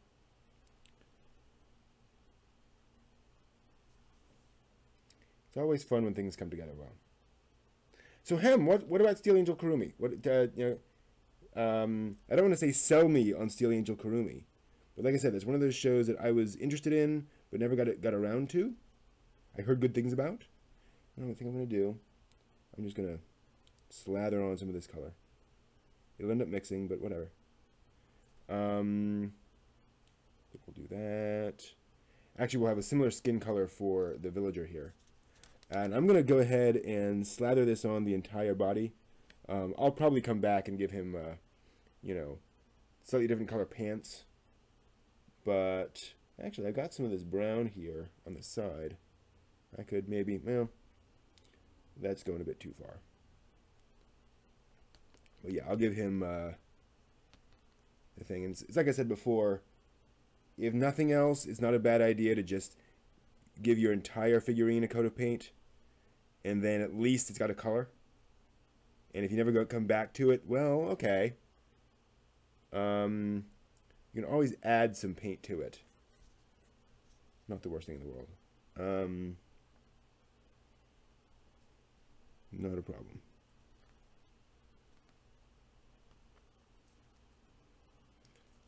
So, get this in here. And these skills are purely practice. I have absolutely no innate painting skills.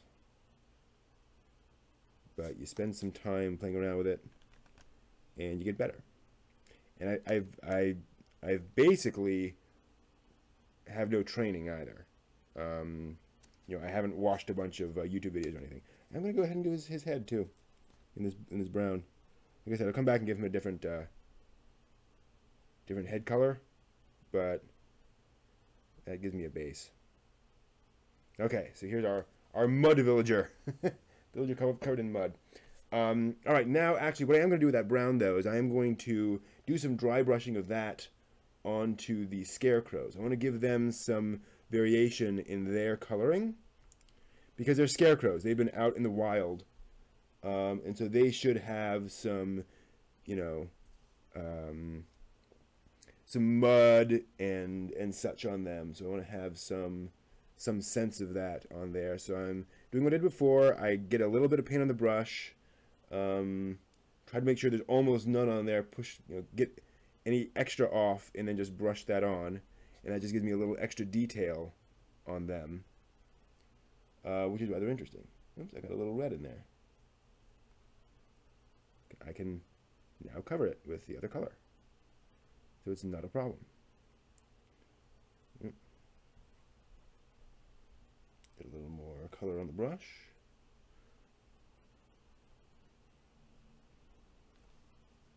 Some stuff in there. Yeah.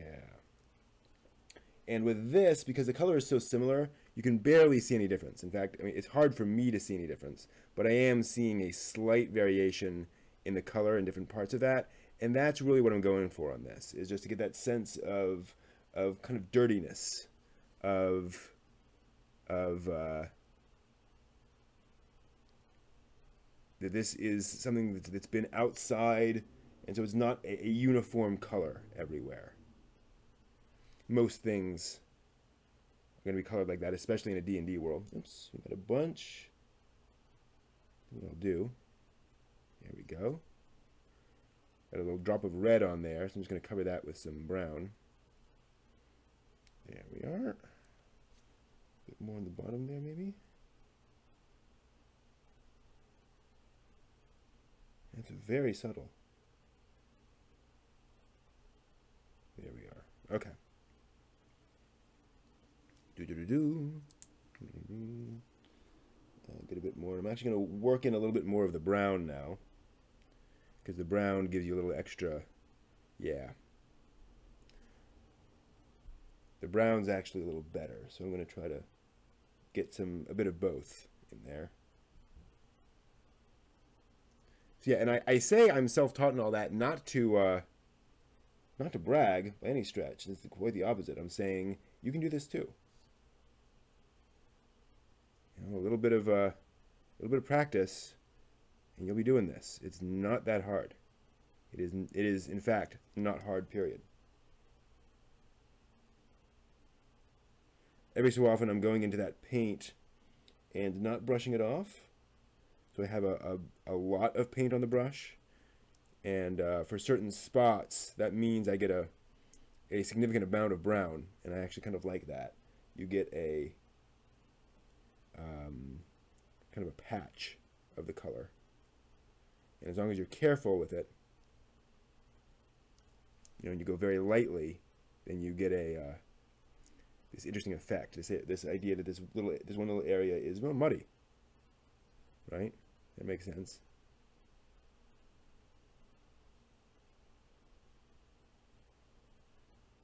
Oops. See, that's too much. But I can kind of brush it out. A little more.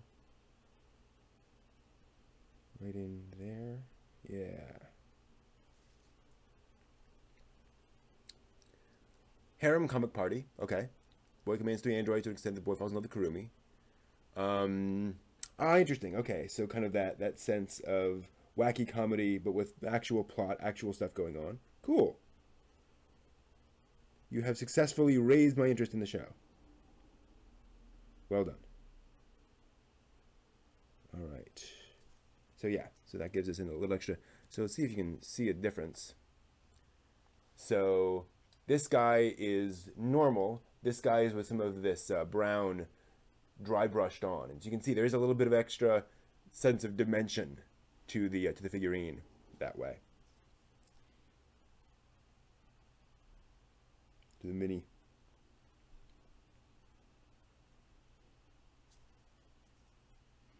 So now I'm using mostly the brown, and that does add a nice sense of dirt to it. And you can also use this to go in little spots where you may have forgotten some of your paint. You may have some white sticking through, even with all that double checking. Yeah, you can just use this and go in and fill it in, like right down there, and right in there.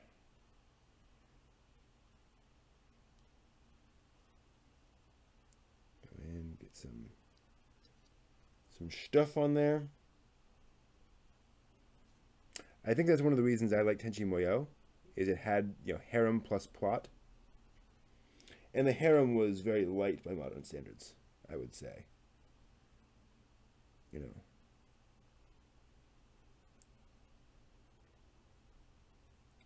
The characters all have absolutely their own lives and their own things they're doing. They're not all fawning over the main character all the time. Two of them are. Right? But that's kind of nice, having a differentiated characters who aren't just kind of there for the audience to moon over entirely.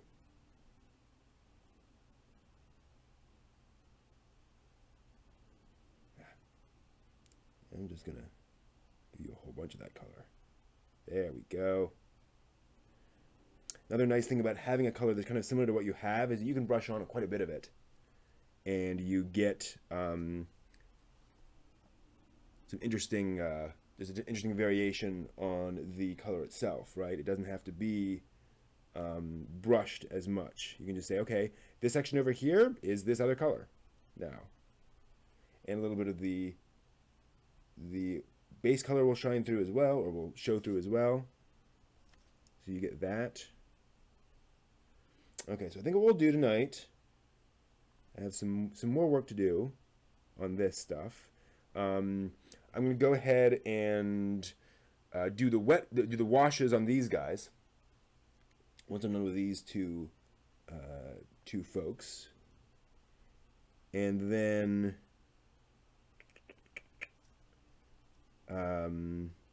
I'll probably just really quickly mix up and do the Gith and the Hag. The Hag might actually end up getting green skin. No, I don't like that, because the Hag has to live in society, and I just have a tough time believing that Hags would have, who are actually wandering around and doing things for communities. I mean, somebody who is not trusted, but who is still doing stuff. So I don't really like the idea of a full-on green-skinned Hag. But maybe she'll have kind of dark skin with a touch of green.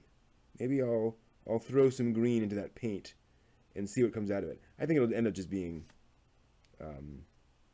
frankly, mud. But I'll try it out. Always interesting to try a few color changes. All right.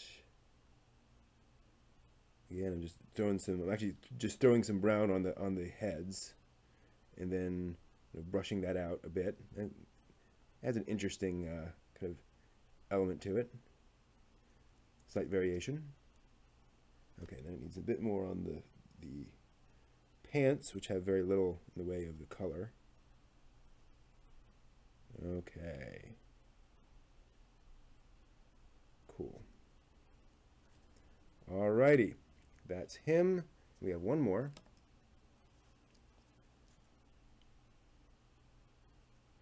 I'm not sure what we'll be doing for Workshop Wednesday next week.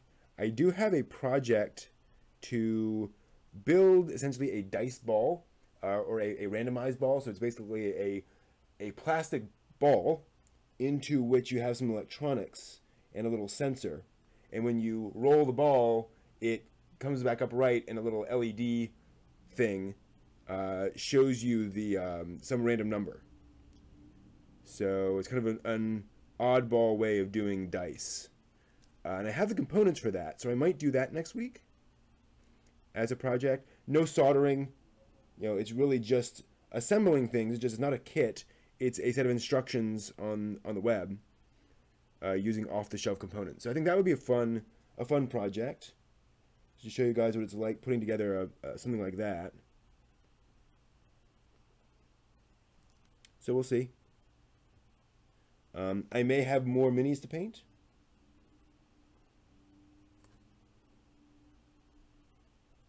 I don't want to turn this into mini painting every single week, but I do often have minis to be painted.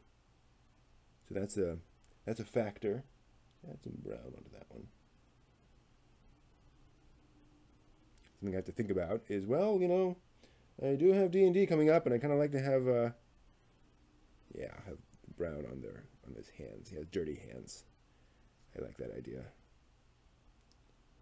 So it's like, well, I'm gonna paint these minis anyway. Might as well show you guys what I do. Come on, get in there. There we are. Bit more on those hands. More of that brown. There we are. Brush a bit more on there. Okay, and then some more around the figure. Get on the head. Some more of those details brushed in. Cool. The chest, same thing. Find spots where maybe some of the paint didn't get all the way in. Get that taken care of. This is definitely the end for this piece of newspaper. Moving on to a new piece when this is done. This stream is done. That's what happens. You often get, your work surfaces need to be refreshed. Fortunately, there's plenty of newspaper out there. Usually local papers. Actually, I think I'll be using a catalog, like a local adult education catalog, which is actually kind of appropriate. Go in there. Cool.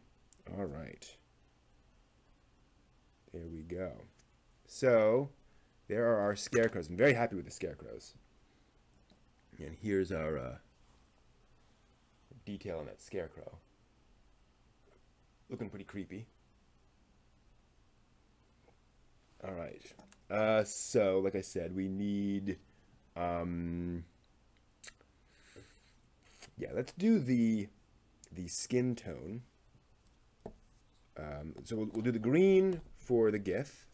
Go ahead and paint that up, and then I'll maybe add some brown to that for the skin tone for the hag. Yeah, we'll see. So green is blue and yellow. That's pretty easy.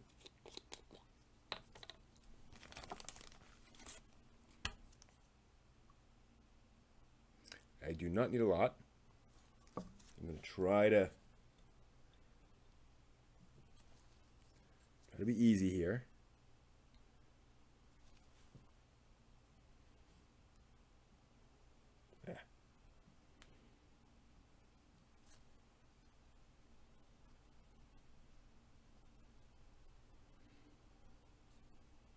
Yeah, I'm getting blue on me. Oh no.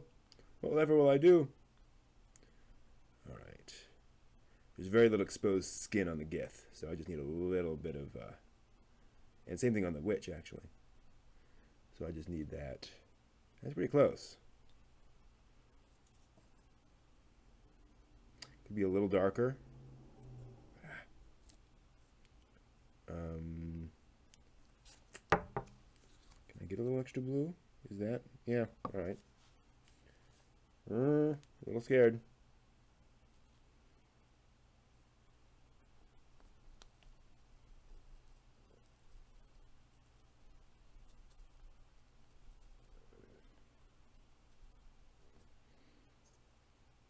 That's, yeah, a little more blue.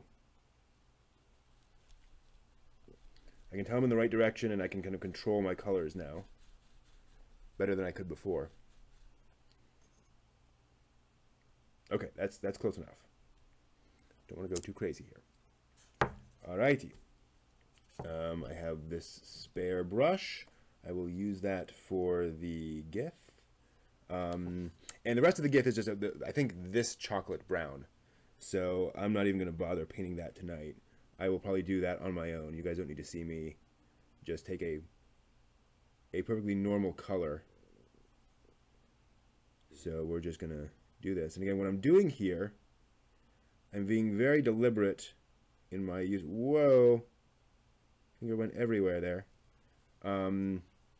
I will load up the brush with color and then take a big exposed area. And then once I've gotten that kind of off the brush, I will go in for detail work before I go back for more color. That's one way to get in those little places, you know, those edges near other colors. You can get those in after you've gotten some of the paint off of your brush. There. And get the back of that neck there. You can kind of go in and get there. Okay. Same thing with the arm. And as before, you can go a little overboard on the white parts because you're always going to come back over the white parts, you know, and fix those. That's not a big deal.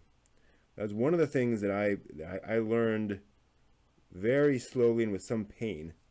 Is this idea that, oh, you don't want to put a bunch of paint on your brush and then go in and try to do detail work. That will just cause you no end of trouble.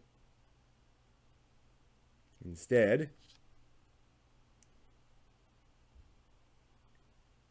you do the big things early and the easier things later.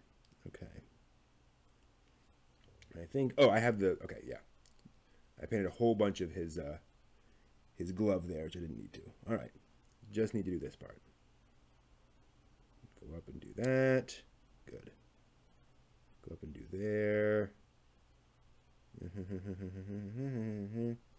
Okay.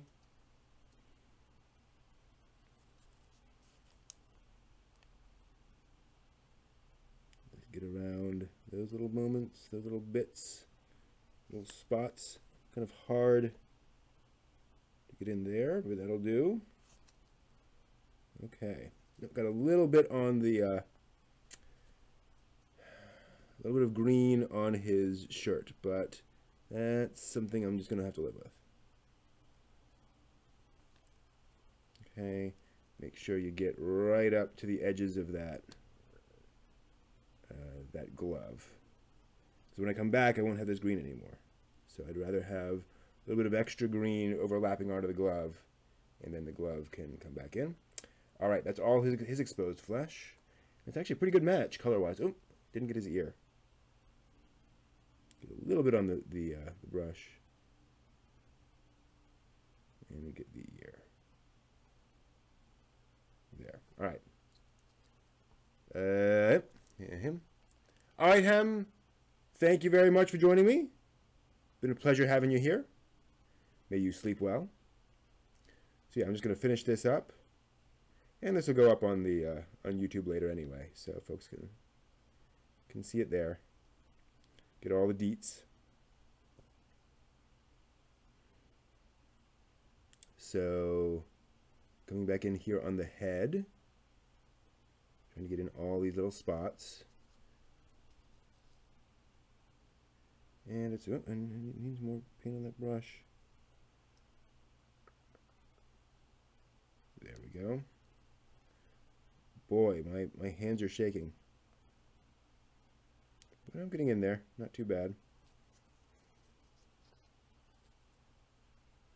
Not too bad. Now, okay. Let's see here. I see there's a lot of weird coloration, but I think I can go down and, okay, yeah, that is the open part of his shirt. Good. So I can go in there, go down here, and that will still look good. All right, fine.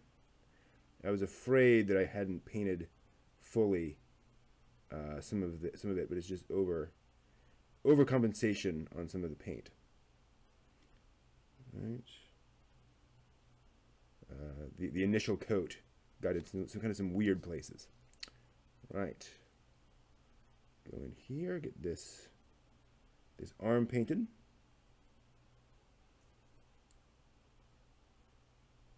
Go here. Back in here. Try to cover all that with the paint. Yep, good. See if I can't get the entire arm done with just this load of paint. Yeah, I think that's good coverage. Okay. Still got to figure out this hag's skin color. I do not like this green for the hag. I might go in and just give her a coat with a green, and then try a different color, maybe. Like, I kind of don't want to waste this nice green skin color. Where it's like, well, if you're going to have a classic hag, like, this would be her skin color.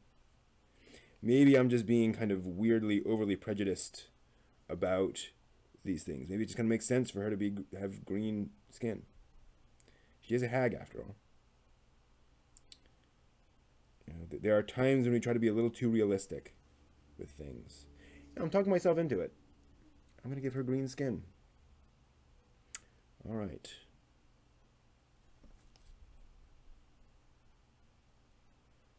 She'll probably have black hair. I don't know why. I just kind of like that idea. Ooh. Some really tough angles in here.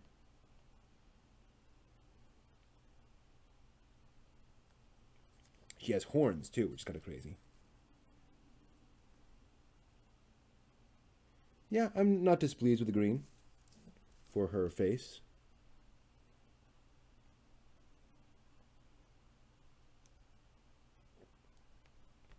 This might be one of those situations too where someday later, when I'm much better with color, I can think, oh, I know exactly what color I want for her face. Let me mix that up and come back and just repaint her face and her skin.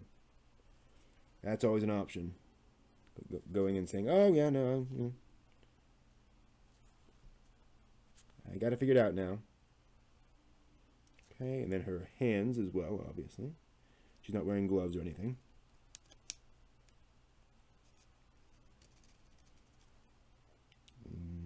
Mixed up a good amount of paint for this, actually. I'm pretty pleased. It's easy to...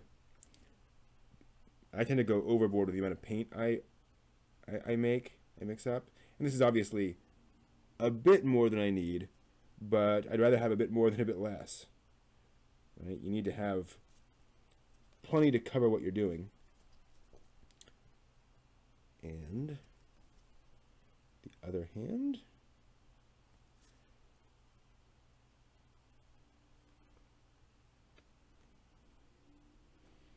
And so I'm glad I won't have too much wasted paint. I mean, wasted paint is pretty much inevitable when you're doing stuff like this. You can't predict very well how much paint. So you gotta live with that to an extent. But okay, so her sleeve is there. But it seems like the sleeve is okay, yeah, there's a bit more of her arm exposed than I initially realized. Need extra paint. Get in there, get that more of that arm. Okay. Good. Make sure I got plenty of coverage. All right, cool. So there's our hag with her hands. Now, what do we got to do? We've got to, yeah, like I said, so these guys will just get brown on them. I'm just going to add like black for her belt and her hair. You need to watch that. I'll figure out some better color for green. Should he have a green coat? Yes. His coat is green. Okay, I have just learned a thing.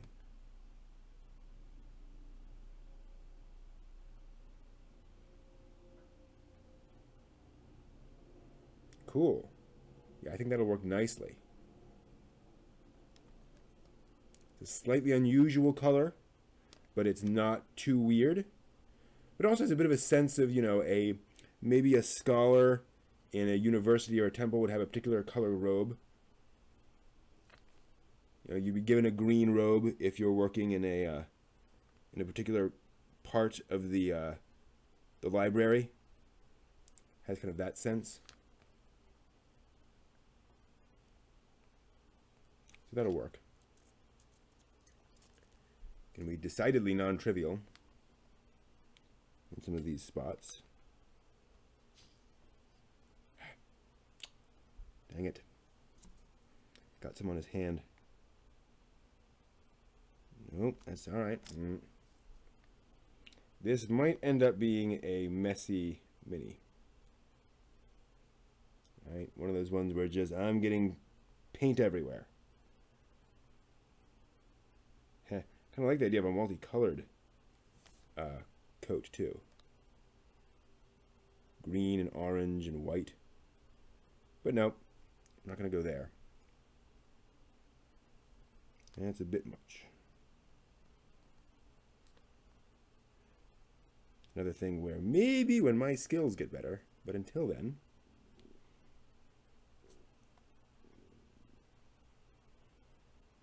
I just don't have a good sense of how you would mix and match colors on something like this. It would take some experimentation. So the Arcanoloths, of which this is an example, are actually demonic creatures. They are from the plains deep near where the devils and the demons have their eternal war. And they're kind of neutral in that war. They play both sides, and they kind of try to do what they can to make sure that, well, okay, if they're fighting amongst each other, then they're not fighting us. And we can maybe profit off of that. So they're sneaky folks who very much work for their own ends in this very nasty war, which my player characters are starting to get involved in, and that's why this Arcanoloth is going to show up. And will be in a disguise as just a normal researcher, but hopefully, eventually, will be unmasked, and they will discover it is actually this creature. And then at that point, they might do some stuff. They might have some, now they have a contact who might give them some useful information, because he is neutral, relatively neutral. I mean, he may be working for someone. Just because his race is neutral doesn't mean he is. Just because his side is neutral. Indeed, don't tell my players, but he is working for a side in that conflict, which he will not immediately reveal. Imagine that.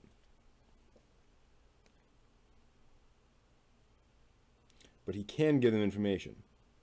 Another important thing about something like D&D, you can have characters with lots of different, lots of different factions, lots of different things going on, but they're not all necessarily going to oppose the player characters every turn. You can absolutely have characters who are doing things and who are kind of orthogonal to what the players are doing. And so they can help in some ways, and sometimes not help. But they can certainly be temporary allies. And then can I get up in there? And yeah, I'll try to get up A little bit in there. Okay, cool. So there's my Arcanoloff with his green coat. I like that a lot. That green worked out well. All right, so like I said, all you need to do next is, or finally, is wow, we've been going for 2.5 hours. So I can just keep on doing this forever, can't I? So I want to do my washes for these guys. So this is a water guy. So I'm going to go ahead and do a wash. I'll be right back. Get more of my con panel again. Again, I wish I could start. Let me just see, actually. Can I start that at some point? No, I cannot. All right, and I've tried showing some of these other clips, but it always just ends up them. They cut me out. What is this? That's all right. We'll do a bit of Superman. Why not? Be right back.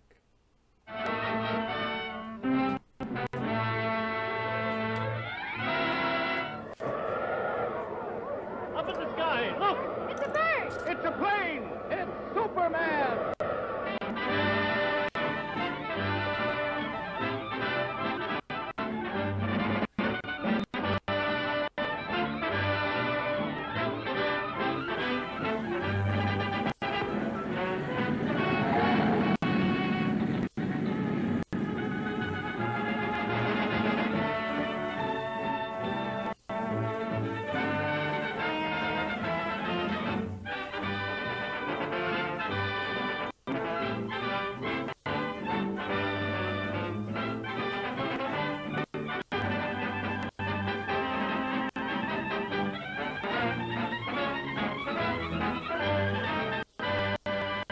Faster than a speeding bullet, more powerful than a locomotive, able to leap tall buildings at a single bound, this amazing stranger from the planet Krypton, the Man of Steel, Superman.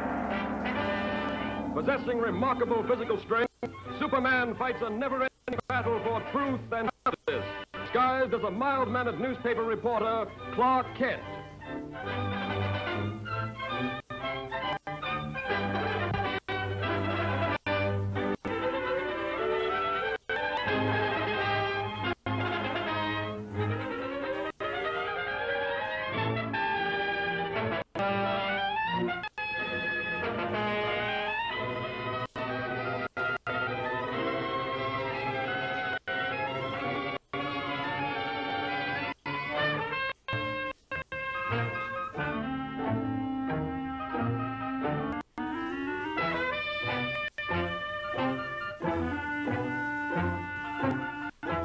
Sorry I can't go with you, Lois, but I have another story to cover. Oh, that's all right, Clark.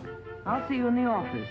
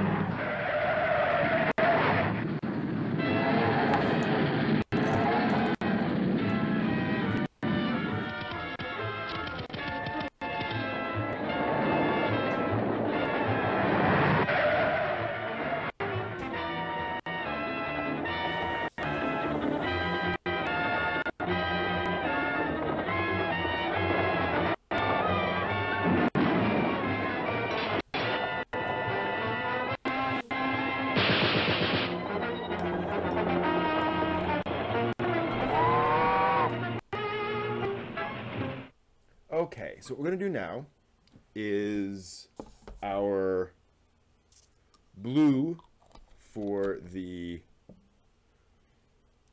water elemental. And that's going to be a wash, as it's called, which means I'm going to take a bunch of, I'm going to take some blue, put it in here.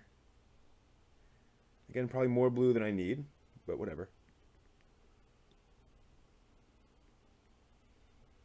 And then I'm going to add some water to that.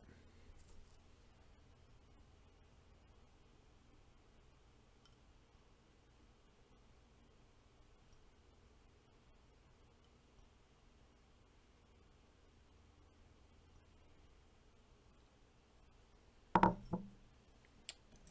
use the big old brush here. Went ahead and washed my brushes.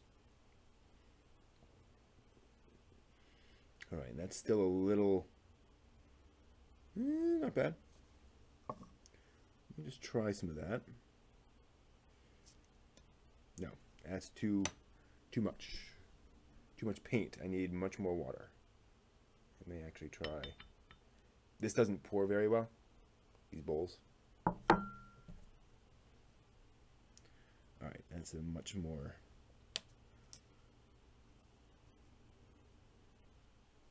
Yeah, not bad. Okay. So what I'm going to do, and this doesn't look very good now, but what you do, take that and then you wipe it before it has a chance to dry. You see what that's doing? So it's giving me this sense of blue in kind of the cracks and the crevices.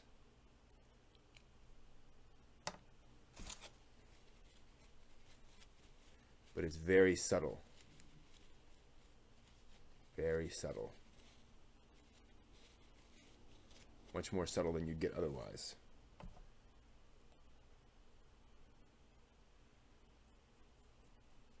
And this is exactly, oh, I should have, okay. I forgot to sandpaper, use sandpaper on the back of this. I'm going to do that now. Hey, JW. Glad to hear you like the Fleischer cartoon. Those are fun. Those are well made. Those are state of the art for the time. So we're just sanding off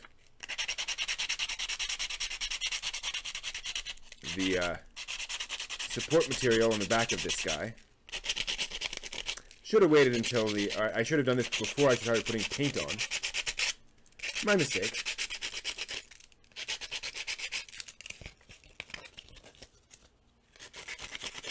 But this should get much of that support material off and make it a lot smoother. Don't get those weird ridges. Yeah, I love that old those old cartoons. There was some real skill to some of that old Fleischer stuff. All right, back to it. So again, we're just adding this very washed out blue and then using a tissue to then pull out as much of that as possible. And because there's a lot of ridges in the back, this is we get a little bit more than we would otherwise.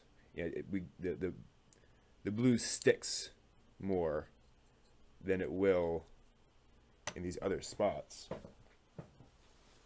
So you see that's kind of sucking the blue right out in these spots compared to that back.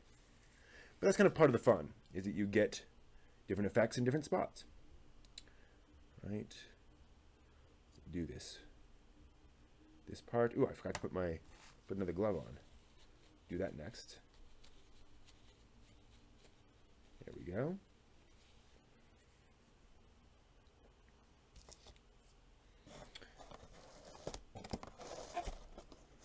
And get this this neat effect.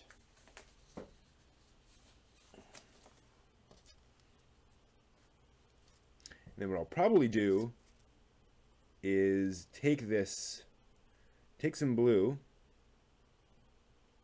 You can actually go right up in there.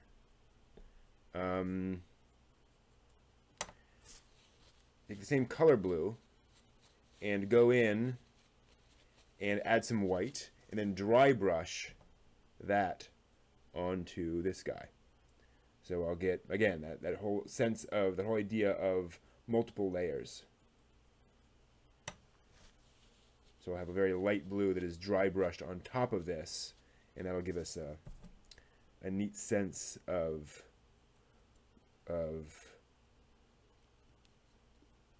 this color getting everywhere.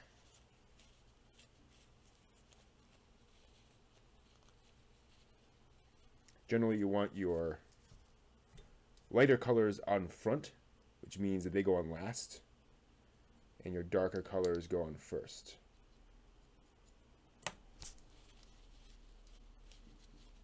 Okay. Yeah. Okay, I'm liking that. Let's give it a bit more blue there. And then pull it off. Now you can go a little crazy here, and you end up with essentially blue everywhere. You know, if you just keep on doing this over and over again, you just end up with, you know, it's just blue. So you got to kind of know when to stop. But I don't want any areas that are solid one or the other. Every time I see something that's just straight up white, oh, interesting. So that just isn't taking any. I put some on there, and it comes right off. Ah, okay. That'll be a good candidate for the dry brush. Okay. And then a little bit more down here on the base. Let's get the base nice and covered. And then again, I can go ahead and hold that there. Kind of pull it off.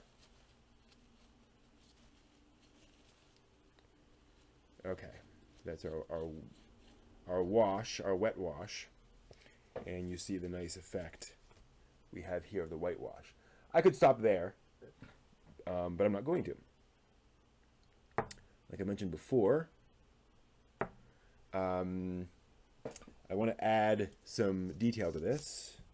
So, whoops, I got some paint right there. Get that, the rest of that off, or at least dried. So now I'm going to grab some blue, and I'm going to mix this up just right here.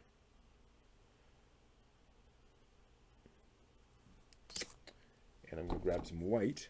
I'll use that same stick. And I'll put that there. And I'll mix those together. Get a nice light blue. Ooh, that's very pretty. That's quite nice. And I'm going to dry brush this onto there. So again, trying to get all of the paint off the brush. And that first time, because I was using it to mix, there's an awful lot on there. Get it off? Okay. And I'm just going to dry brush it on. Actually, so the problem is this ends up looking essentially the same color as the other one. So, if I added a tinge,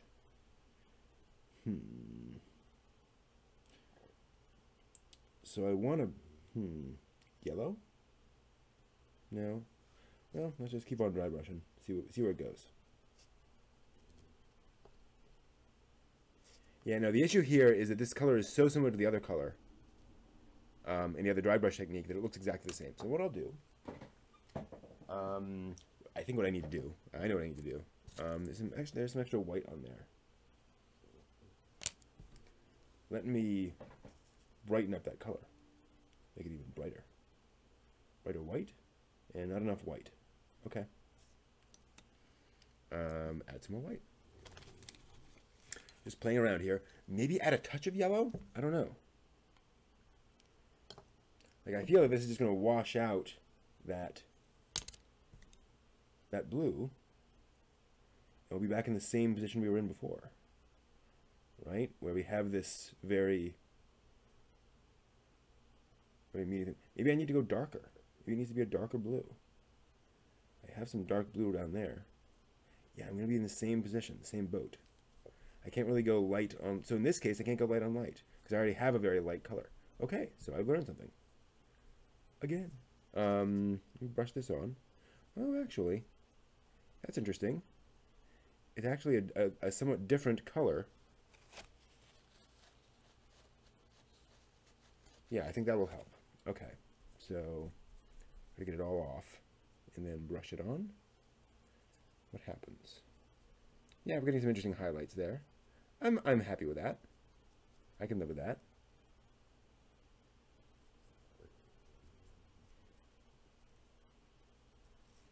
We'll end up with a much bluer monster than before, but that's fine. I mean, it is a water creature. Now that I think about it, so it should have a lot of blue in it.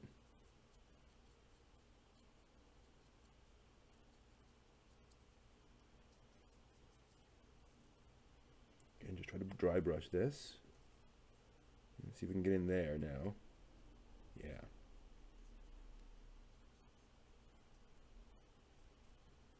Get in around the mouth. Cool.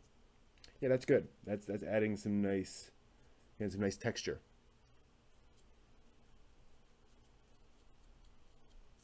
To it. Without completely overwhelming what we did before. And then I'll be reusing this for the color for the air. The air is kind of this purpley color, as I think I mentioned. So we will do some stuff with that.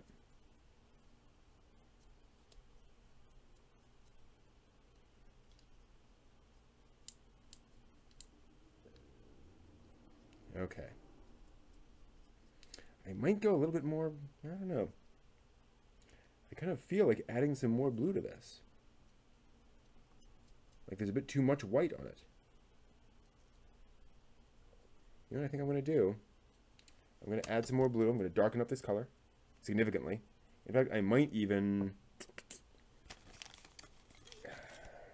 Yeah, I think what I'm going to do... Yeah. I'm going to go a little crazy. I'm going to take some pure dark blue and brush it onto this. Dry brush it on.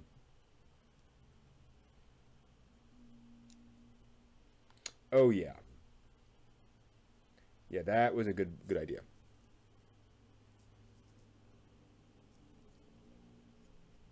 Yeah, this is definitely giving it that deeper sense of depth, of being a water creature, of having different things swirling around in it.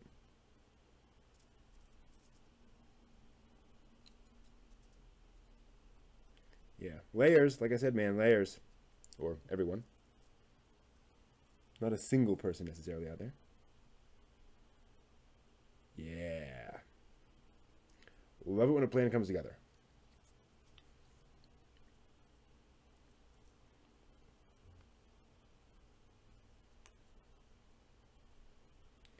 And I'm more or less randomly brushing this on.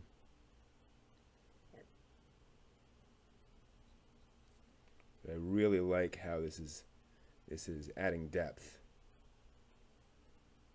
And yeah. Yeah.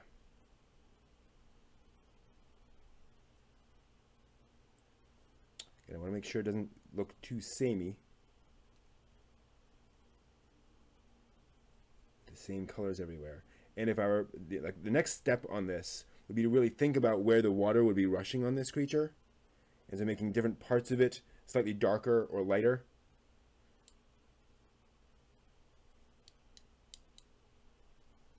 So kind of think in terms of bones and ligaments and such, but I'm not there.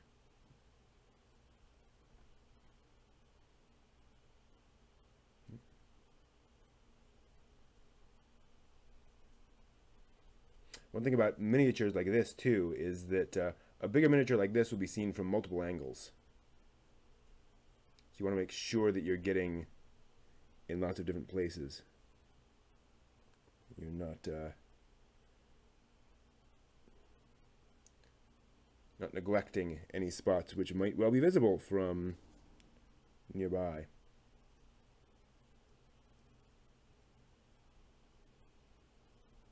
Yeah. Yeah, that's cool. So once we're done with this, we will go ahead and do the wash for the air creature, and that will be a very light wash on just kind of like the central part of it, because it is air. So I want there to be a lot of white on it.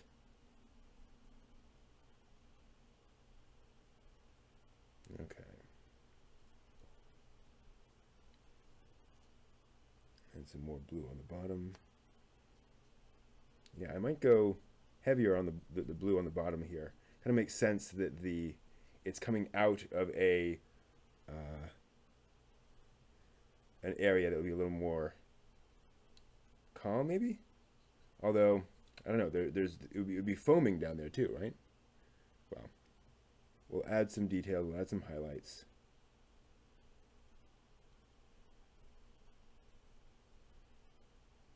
Okay. Yeah, that's fine. All right. There's our water elemental. Again, quite happy with that. So now we'll move over to dry, and then we're going to figure out our purpley air elemental. So let me show you the art. And this will give us a sense of what we're doing. Because again, it's hard with an air elemental. It is air, which has no color at all. So how do they represent it in the book? And that will give us an idea of where to go.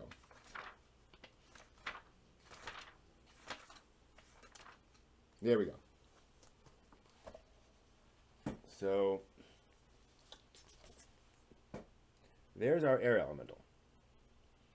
So we're going to have a sort of a dark purpley on the bottom, and then a little bit of more on the top. So I'm going to add some red to that, which makes sense. Give it a purpley sense, or a sense of purple, or whatever. And maybe even some black to really darken it up.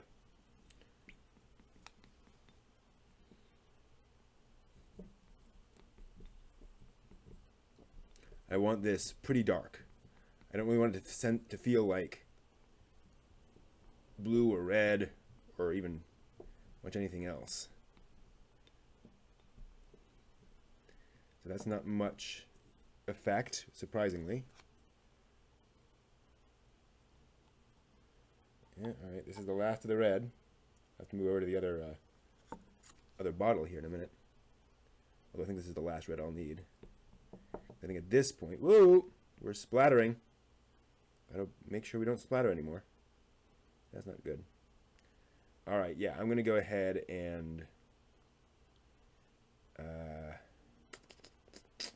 think of adding some black to that. I don't know. Maybe some brown? No. We need sort of that weird intermediary red blue we had before. And we got that from a variety of stuff. Okay. Yeah, I'm going to add some chocolate.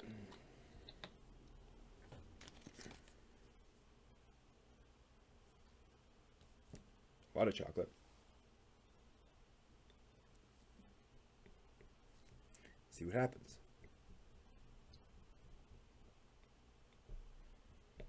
All right, this is mixing into a nice color. Yeah, that's basically what I want. Sort of this muddy purpley color. Okay, good. And then I will need to probably add some more water, because the extra paint has now thickened it. So we need some more water to make it nice and wet again. Okay. I'm going to go ahead and reuse this guy.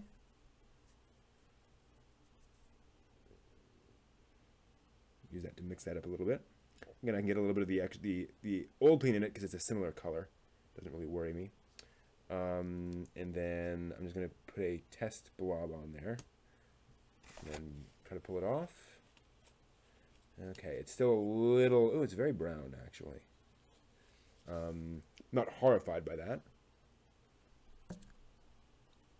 But that's quite brown. Well, it's dust, right? I can live with that. But it's too... Yeah, it definitely needs more water. Okay, I'll try that.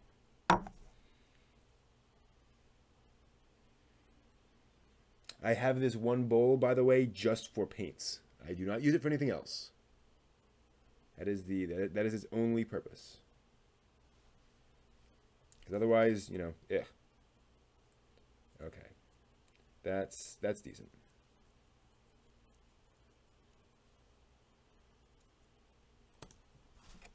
And then pull that off. Okay, so there's our first attempt at our wash, and we get this really browny color around it. I'm not thrilled, to be honest, but it's certainly better than pure white. Yeah, I'm going to continue that. I'm going to use that pretty much everywhere else, but I'm not going to go too crazy on this. I don't think I want a lot of color on it. If I'm not really thrilled with this approach, then I'll just use this to give it some extra oomph.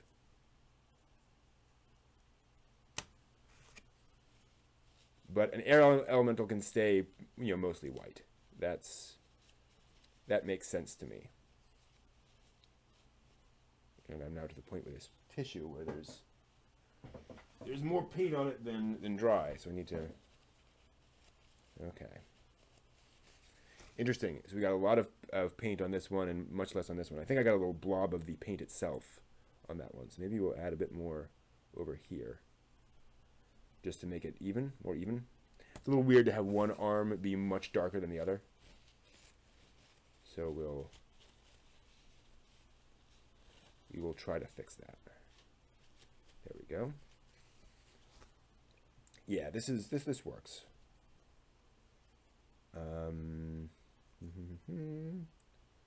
Do the head. It's going to do all around the head, actually, might as well.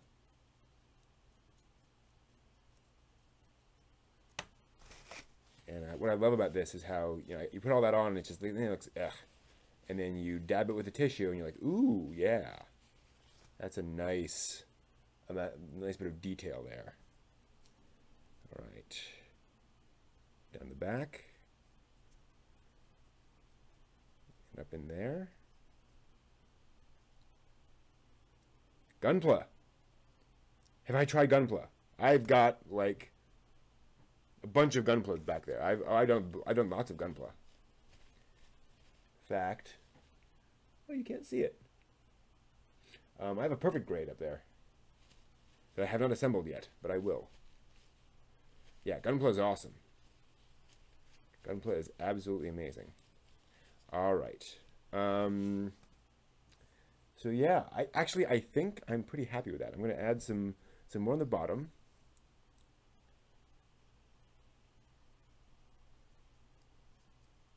I need to be better at painting Gunpla, actually, like doing painting details and such. I'm just not very good at that. It's another good thing to learn. All right, there's my air elemental. Sweet. Let that dry. All right, that was a lot of painting done tonight. All that remains, I've been going for like 3 hours, so I'll stop there. So yeah, like I said, all that remains is to just paint some straight up brown on these guys, and some black on the hag, and then they're basically done.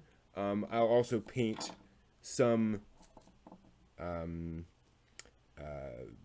skin color on this guy, but then yeah, we're good to go. So thanks for joining us. Thanks JW and everyone else watching and everyone else on YouTube. That has been Workshop Wednesday for this week. Like I said, we'll probably do an electronics project next week. No soldering, just assembling electronics components based on some instructions. So hope to see you then. Hope you have a great week. See ya.